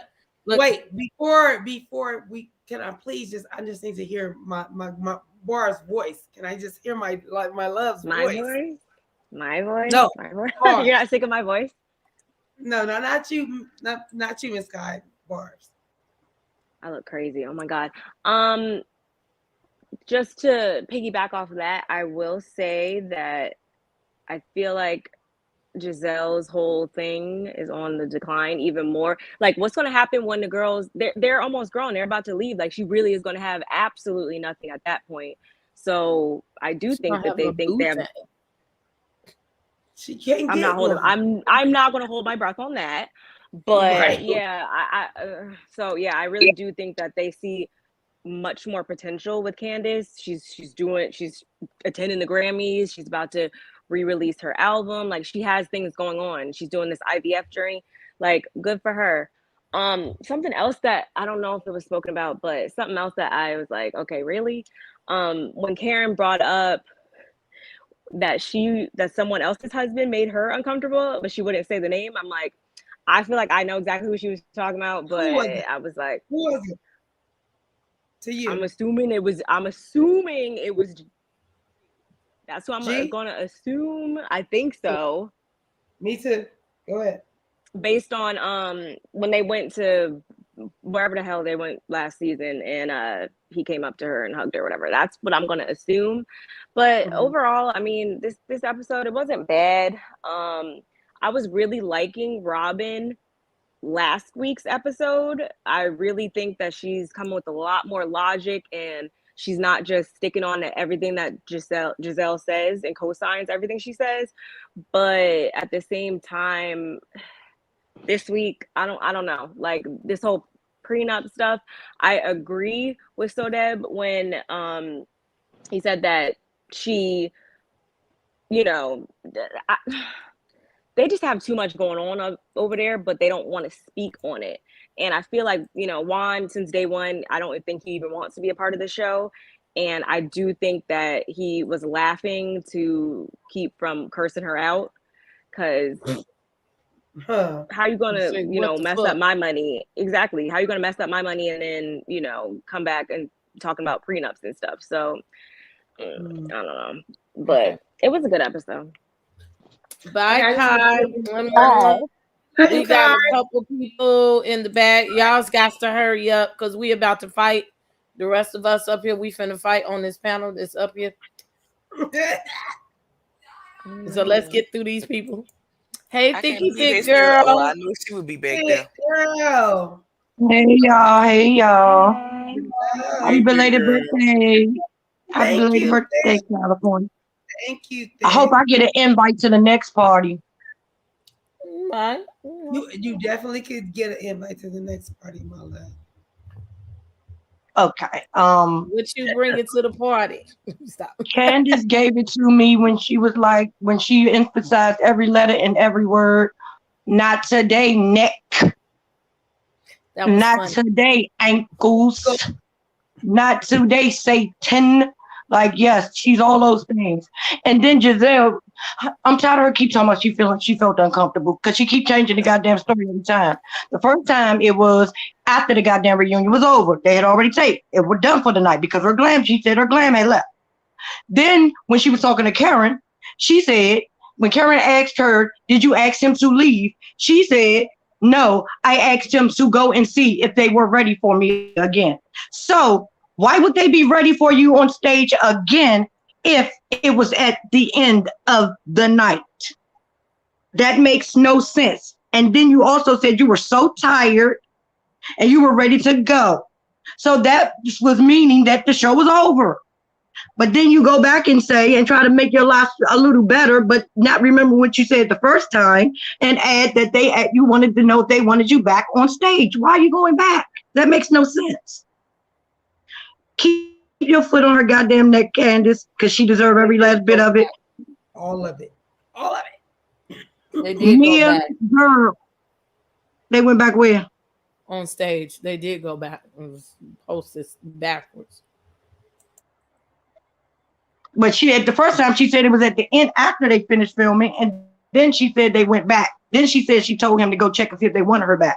So her stories aren't even making sense because she's changing the damn goalpost. Filming with Nicki Minaj, but they had to go back to do some other things. Well, that's just the way the order of the actual show went. But go ahead. I know that part, but she was saying that her people left because it was at the end of the night. But Mia, not just because you're light skinned. Not everybody wants you. That man was not even looking in your direction. How stupid do you feel now that you sit up there and try to have a moment and bond with them over something and you can't even bond because it didn't happen? And why are you sitting there answering questions like Robin is your gynecologist? Did you have a fever? Did your back hurt? Tell me your pain on the scale of 1 through 10. Like, girl, what are you doing? No, and you sitting there like a damn fool answering each and every question. Like what? Girl, your child. And Robin, I think the damn dye is seeping in Robin's head because her shoulders have gotten bigger and her testosterone has been on an all-time high since they started this damn season. Robin, nobody is scared of you, sis. Like, and then you go from cussing her out, standing on 10 toes down, to going to Wendy told me to sit down, you guys, so I'm going to sit down because she thinks she's the ruler of the world. Okay, so now we in the 5th grade. What the hell? Girls, go some goddamn way with your retarded self. You always trying to drag for Giselle, but that girl sit there and throw you under the bus each and every damn time. Thick. And then you gonna talk about a prenup. Thick. Before you go, breathe, go, stop. Before you do that, did y'all understand that the green-eyed bandit is about to? Do you see the breakup? Do y'all see it? Do y'all see the breakdown of it all? Okay, I just want division line. Barb, is that you? Yeah. Okay. There's like a division line coming in. Okay, I see it. I see the division. I see the. So, Karen, I hope she didn't sage your house this time, but I hope you saged it after she left because that lady is demonic and got some things on her that you do not want falling on your couch. Juan should have left Robin all the way out because he took her for a whole joke like, girl, you done lost all my money. We sitting here faking like we gonna get married. That's why I bought you a piece of glass and not a real diamond. You done lost my money, but now you want to talk about a daggone prenup? Girl, you can't think of a damn wedding date because we not getting married and we are brother and sisters from a different mister at this point in time. Y'all don't even look like y'all like each other, let alone be hunching on anybody. Girl, take your ass over there and get Robin's door, not the doggy door, the Robin door that Giselle built on their house, and let Juan go back to wherever he was at because, girl, why is he always either coming in the house or leaving the house every time y'all do a scene? Remember last year when he was sitting on the bed? This man had a whole coat on, sitting by the door. He came to make sure you got the kids up that morning because he knew you wasn't doing that, even though they only had to go to school in the living room.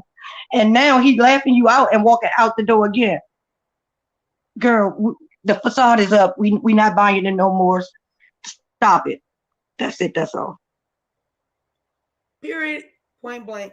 Thank you, my love. Thick girl. If y'all not following Prosperity Thick Girl 40. Yeah, because she just told us how she really feel. Yeah, no. I had to go off camera because y'all know I'm working and doing this. Right. So if y'all not following my girl, Prosperity, go over there and tug with Thick Girl. Tug on the wig because she gonna do it for you. So please follow her, and thank you, my love, for coming in. Thank you, and 50th and one birthday, you are invited to, my love. Thank you very much. I felt like I wasn't part of the family no more. I'm so sorry. I love you, but I'm so sorry. Not cast out the family. Bye, Thick Girl. All right. Bye, Candy Washington. Yeah, we gotta hook up with Candy over there in Cali. It's a lot of Cali folks. How my love Barbs. Uni, boo, we ain't seen you in so long. Hi. My love with your beautiful Been accent. missing. A big missing action, sorry. Right now I've been here. I be in the bushes. Okay, good. I'll be in the bush. So Mikey said made a song for you. Really? I'm gonna play it. Yeah. I'm gonna play it before we Okay, so you'll hear it before we leave. Okay. All right, that's good. But so for this episode, I just want to pick when what is his one name? Robert was saying that Wendy said, that Blame it and single her out and said, oh, she's the one that, probably tell Maya was lying, something along the line. When they did the flashback, Wendy wasn't even aggressive the way she explained it. Wendy was like, all right, so was it both of them or was it Giselle? So my point is like, I think Robin is still salty about the raid from last season, and she is working overtime so she can keep her spot because there's absolutely nothing going on beside her gas station. Two hats, which is more than charades, and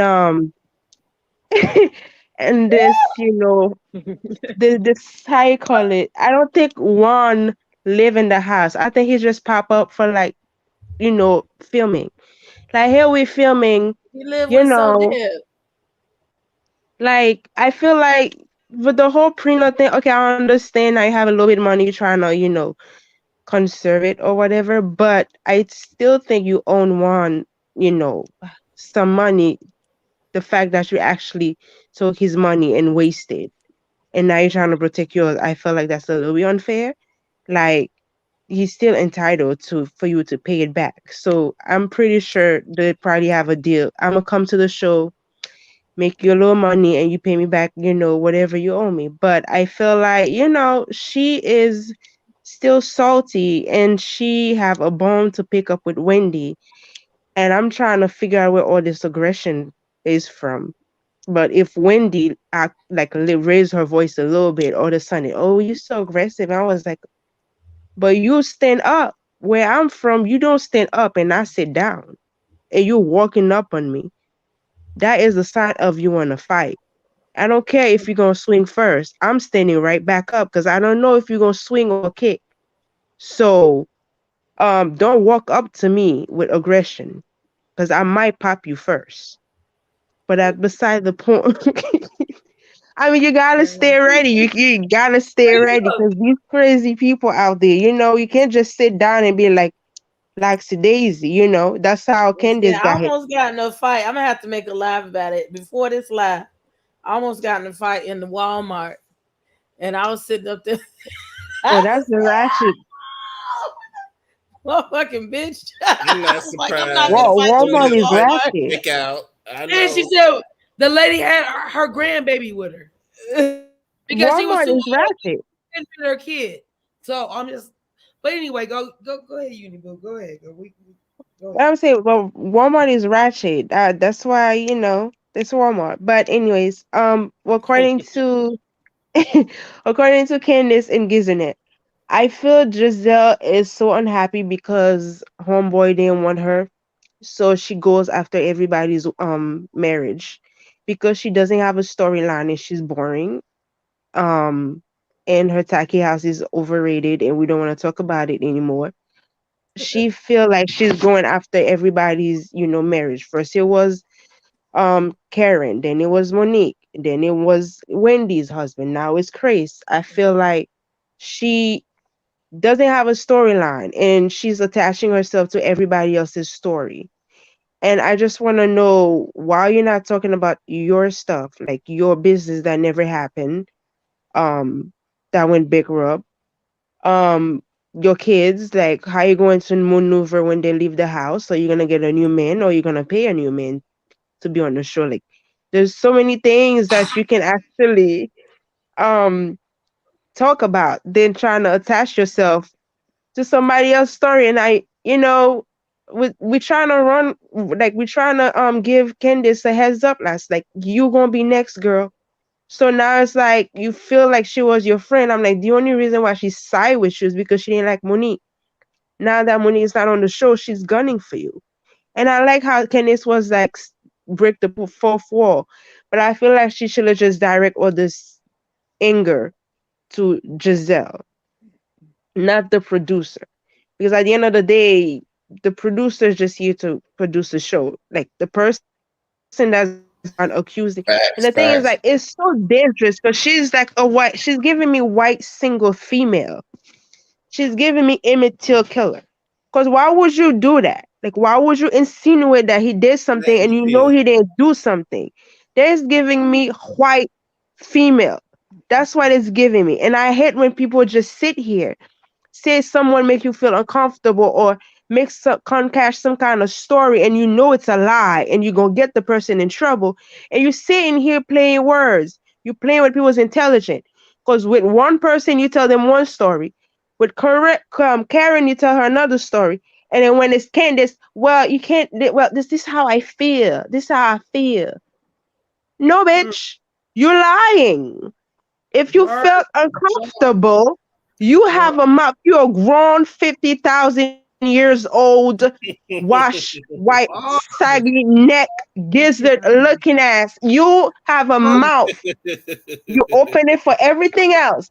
If you felt uncomfortable with a man, you would have been like, sir, I'm uncomfortable. Let's do this somewhere else or some other place. And no one gonna tell me sitting, and that's the hypocrisy. Gonna sit and say, "Oh, I felt uncomfortable." Bitch, you talking about this man dick, about how it brown with. Listen, I don't want to hear nothing she have to say. Every season, this woman is talking about this man private part. Or the Sunday, I feel uncomfortable. Shut up. You wanted part of him. You sitting here advertising what the color and the tip is. Then all of a sudden now you feel uncomfortable. Because you want to go after people's husband. Get your own husband. Speak on it. That's what I don't get. I'm like, I hate when people do that. Don't play words, semantics, do all that extra crap. No, don't do it. But every season you talk this dude member is in your mouth talking about it. Like you want him. Do you want him? That's why you want him? She definitely. I'm sorry, y'all. It's the new Gael. Okay, I'm stuck on Emmett Till killer. I think We love you. For me, that's she ready up, she ready down, she ready through and through. She ready. Yeah, that's what I'm like. It's giving me a white single female. That's why it's giving me, man. I'm like, this is because the old bat lie about that poor man. Now you're gonna sit here and lie about this man talking about, oh, I felt uncomfortable. If you open your mouth for so many things. Open your mouth. If you feel uncomfortable, be like, yo, I feel uncomfortable. Let's take this somewhere else. No. And it was 5 months ago. You gonna wait 5 months, sit on this for 5 months, and when the camera start running, now you want to open your mouth talking about you feel uncomfortable, sitting here lying. Chris don't want you. That bandit knows that. Even your counterpart, your bestie, is like, girl, She's side-eyeing you. Right. You know when Robin is not siding with you, you know it's something wrong with you. That's why I was like, don't side with her. Like if Candace was a friend, or you consider Candace as a friend, like a real friend in real life, you're gonna pull her to the side and be like, this is how I feel. Da, da, da. You're not gonna wait till the show come back. You're gonna make a storyline out of it. If you don't have a storyline, just get off the show. Because you bring absolutely nothing but your saggy neck and your ankles. That's what you bring it. You don't even got a business. I can't. Hell, at least Sheree got she by Shin. That's something to talk about. You got nothing. She got Uni Boo. What did she got? What she got? She by Sheen. She by Shin. She by China. She did it for the people in the back. I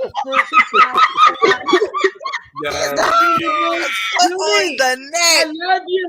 She by I got a regular $1 t-shirt and put who's gonna check me, boo, and charge people for $100. Who gonna buy $100 t-shirt because you put she by Sheree on it? Anyways, at least she got a scam going on. You got nothing. You big frog. You see, you got no storyline, no business. Your daughter's leaving you. You have here with a tacky house. You got nothing. At this point, be a friend of the show. Don't come here with no false storyline, some makeup bullshit, and then take up space, other people's space. I'm pretty sure there's a whole lot of things of people that can come to the show and actually bring more of a realistic storyline. You have nothing but your green eyes and your soggy body parts and your lying hair. That's what you got. And I hope Candy put her foot up her neck and never. I hope she stuck a mud hole in her behind and never keep that foot up. Call her out every time. Come, that's all. That's it. I'm done. I think I'm done with my rant. Thank you, Uni Boo. You always child. and read them up down anytime you want to. We love you. Thank you for coming up, my love.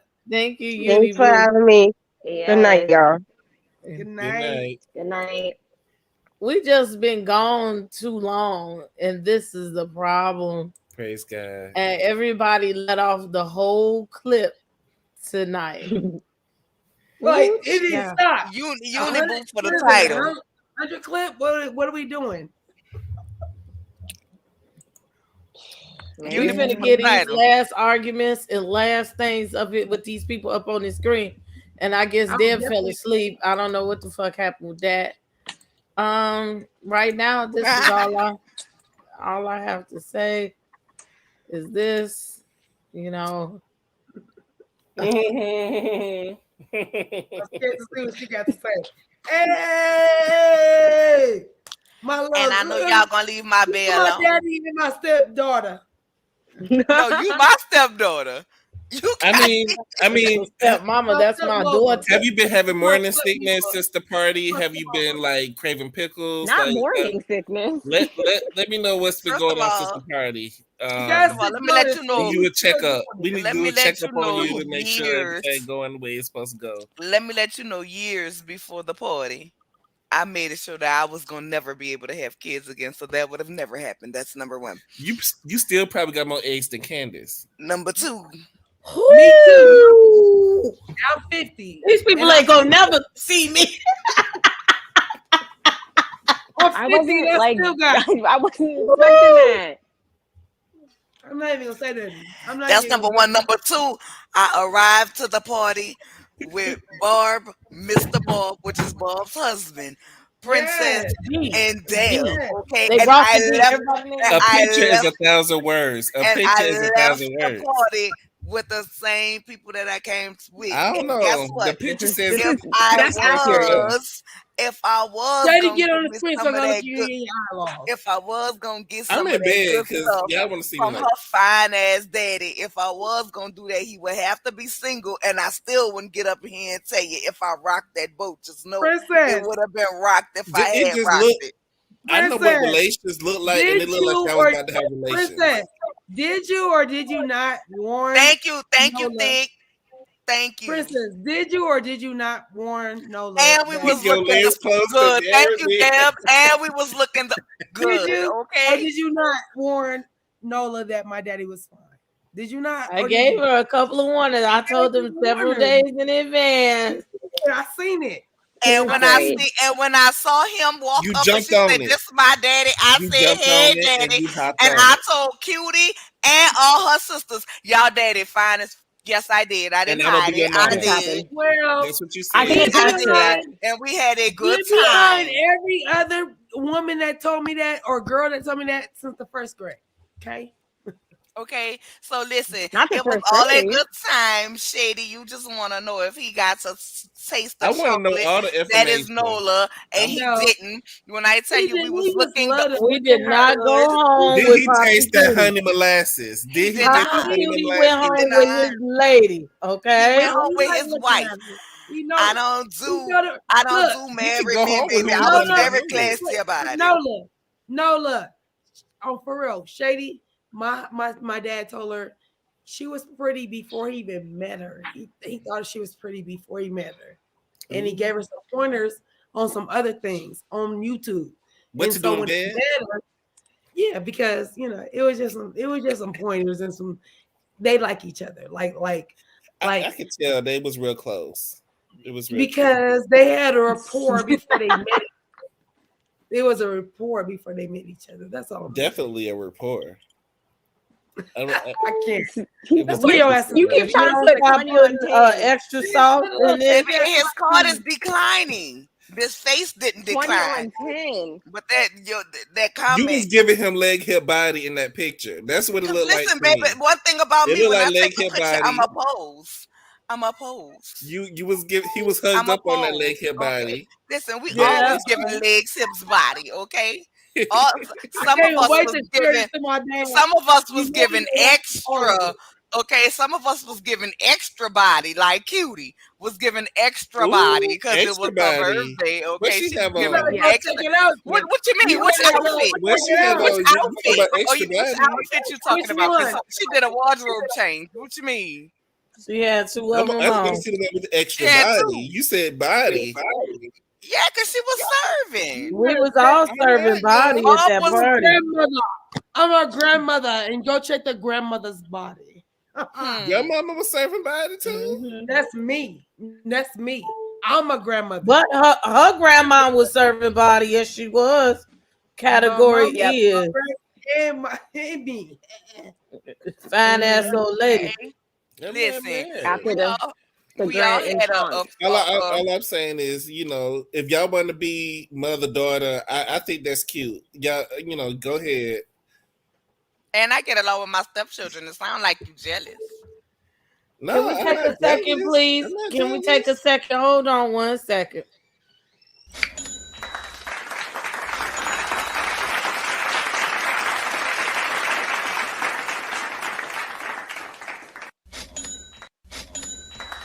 You are officially a royal citizen. Welcome to the House of the Princess. Is Dr. J been a member for 15 months? I didn't even realize I had stuff on here for 15 months, but thank you for the Cash App, Dr. J. All right, thank you. We appreciate it.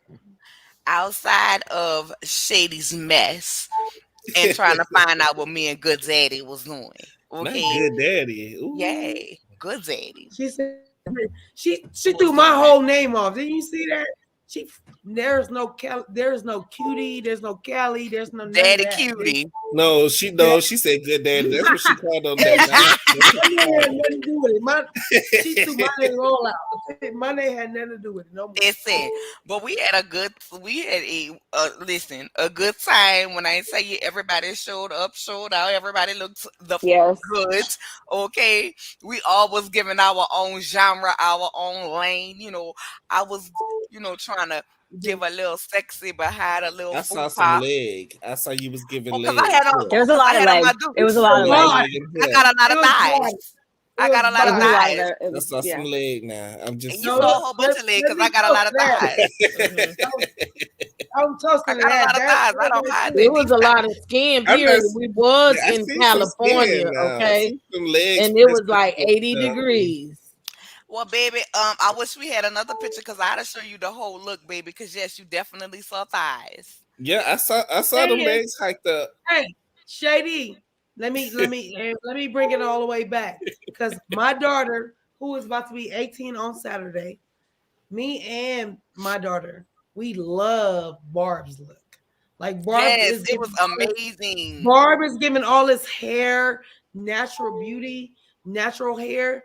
She pulled that shit all up and gave a short cut.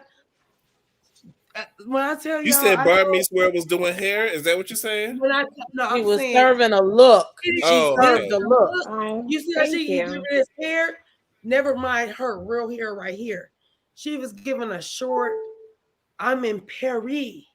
She wasn't in Cali. She was in Paris. And when I tell you, I was like, oh my gosh, how pretty do you look? When I tell you, Barb gave it up, my 18-year-old. You know, I'm 50, 18. There's a lot in between, right? There's a lot. Me and my daughter felt the same way. So when she found out that Barb was out here from only down the block to about 3 hours away, my love. We're about 3 hours away from each other. But the point is, my daughter was like, I said, I don't know, Barb, you don't even know this. I said, what happened? Who's in this? Oh, look, there you go. Look at my baby. She is Paris. I love it. She was Paris. I love it. That's a cute outfit, CC. I can't really see it that well, but I know that Princess some pictures. Hey, that's my ass though. The little bitty bit ass. Going back to that's Barb. We're looking at Barb. We're not looking at me. It's Barb right there. Barb with the short haircut.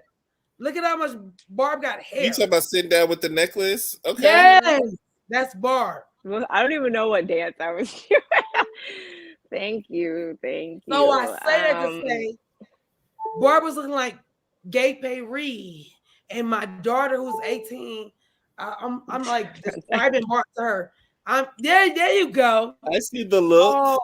Book the look tonight. So freaking cute. Thank you. She looks freaking cute. When I tell y'all, my 18-year-old was like, so I'm telling her about Barb, we're just chopping it up. And she's like, so I say, she looked like she was Paris. She like she was in Paris. My daughter knew exactly what I was talking about.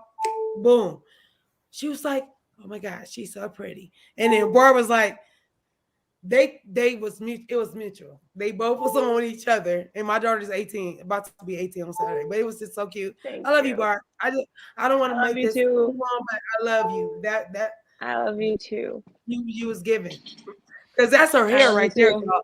This ain't no wig. This is her hair, y'all. Long. That's because I be coming on here. I be coming on here looking any type of way. Oh, so, that's a cute one. I don't got that picture.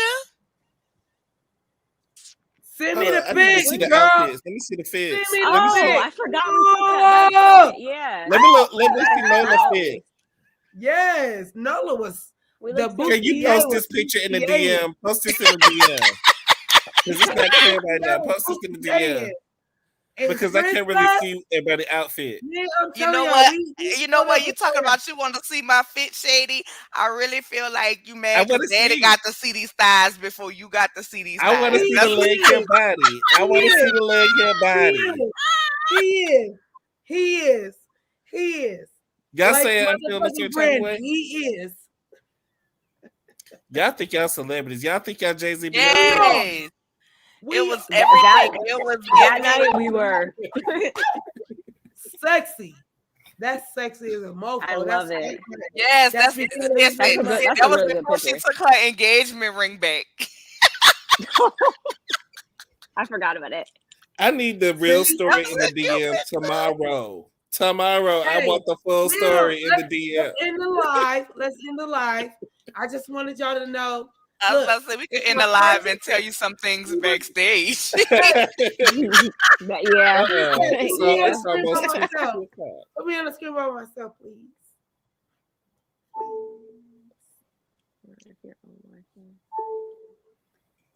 Look, I'm on mute talking. What'd you say?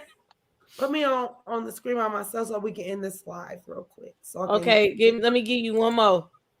This is daughter. This is Nola with one of her daughters, one of her serving. It's coming. Her fave. This is her favorite out of my sisters. Okay. That's me and one of my youngest stepdaughters. I see Tia and Tamara out. That's the second to the youngest. That's the second Tia to the and youngest. Tamara was out that night as well. That's second to the youngest. My sister. That's beautiful. That's Lala. Beautiful. So, Lala, you on, girl. Anywho, so she was serving everything all day. All my sisters were. All my sisters were serving. Every last one of them. Yes. From me, I'm everyone. I'm 50, and we all the way go down to 31. So I'm just saying, 50 to 31, we served. Period. And my daddy at 70, we served. But anyway, seriously, I'm just gonna say thank you guys for coming to get our review. It was the Crown Jewels panel, and we did our thing and playback game. If y'all in there, hit the like button. Hit the like button, please. And I'm just saying, I had a great time for my birthday. I'm on Princess channel hosting my first hosting gig, y'all. I've never hosted. This is me hosting. So if y'all liked it, put the like, push the like button. If y'all liked it even more, hit the Cash App, hit the Venmo, hit the whatever. Make sure you guys are subscribed to Let's Get Into It. Make sure you are subscribed to, of course, you are on the channel of, make sure you subscribe to the House of Princess. Make sure you are subscribed to California Cutiee. This is the panel we review every Tuesday. And I love y'all for coming to join us. And I'm a little faded because I just turned 50, y'all. 50. So, yeah, I'm just saying. I love y'all. Thank y'all for coming to join us. And please come back. We welcome anybody that comes back. And if y'all are not subscribed to Nola Reads, please subscribe to her. If you're not subscribed to Barb's Me World, subscribe to her. And my girl, Thick Girl, that's my girl too. This subscribe to her as well. Let's Get Into It. And Princess, of course, y'all on our channel, and California Cutiee. All right, y'all. Thank y'all for joining us in my hosting gig for the first time. Thanks. Am I supposed to speak? Y'all got me on the screen. Yeah, say goodbye. Yeah. Your face right there, sir. Well, thank you everybody for watching the live. Thank you everybody for contributing. Also, thanks to all the panelists, everybody that came on and shared their opinions with us. We appreciate everybody. Also, make sure y'all go to subscribe to my and Mace's channel. Let's Get Into It on YouTube, and my page on Instagram, Shady Room. And that's it for me. And it's links in the chat, in the description box. Links in the description box. But y'all be safe. We'll see you next week. Come on, Nola, Miss Reeds. Oh, child, I didn't know. Thank y'all. This wasn't even my live. But thank y'all for letting me up. Y'all know how we do as the family. I had been gone for a little bit, but your girl had to get herself back together.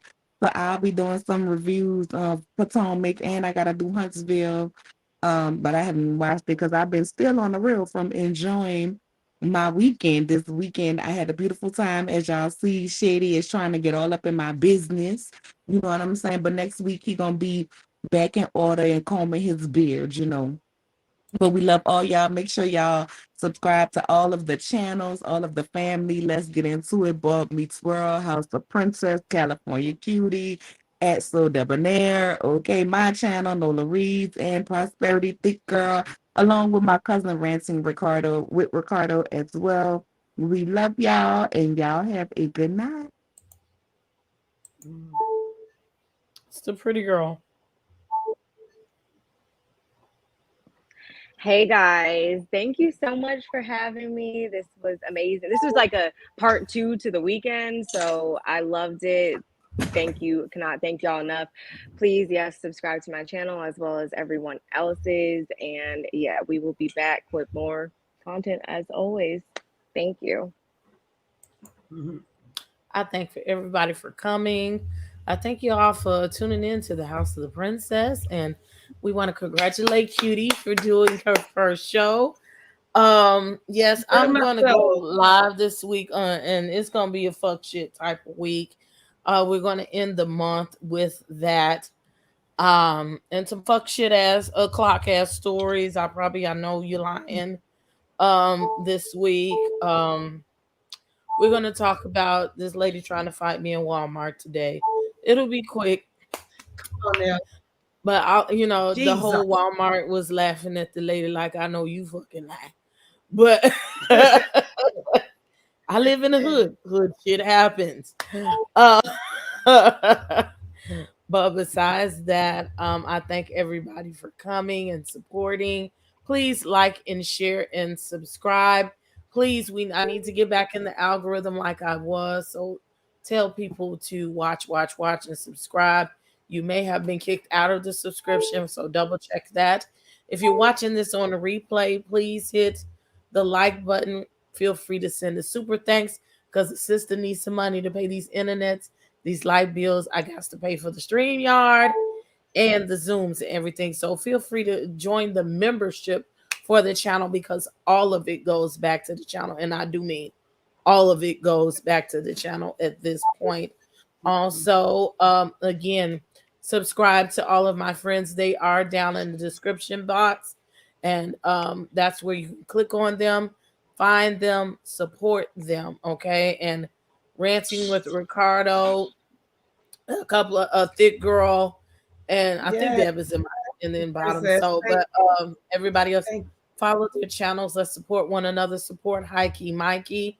Go love on somebody tonight. If you can't love somebody else, love on yourself. So that's what I want to do. My husband's out. I thank y'all for coming. We're going to play Hikey Mikey song on the way out. Support. Thank y'all for the cuties. I see y'all in the cuties. I love y'all. Thank y'all. We'll be back here next week. Yeah, it's my turn to host, so we'll be back next week. Love y'all. Mwah.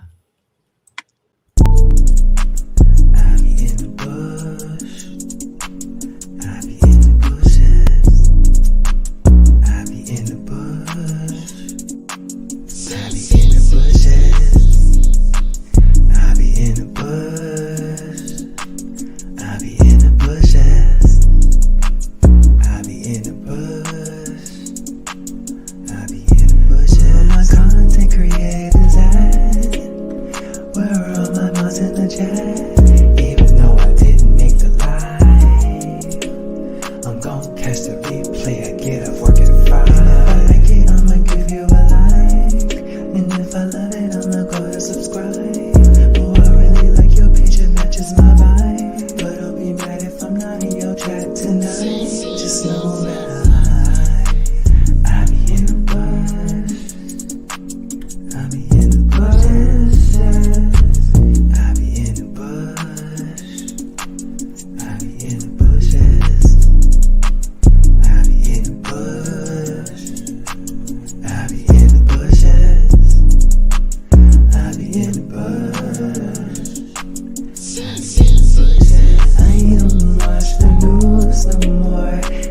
That's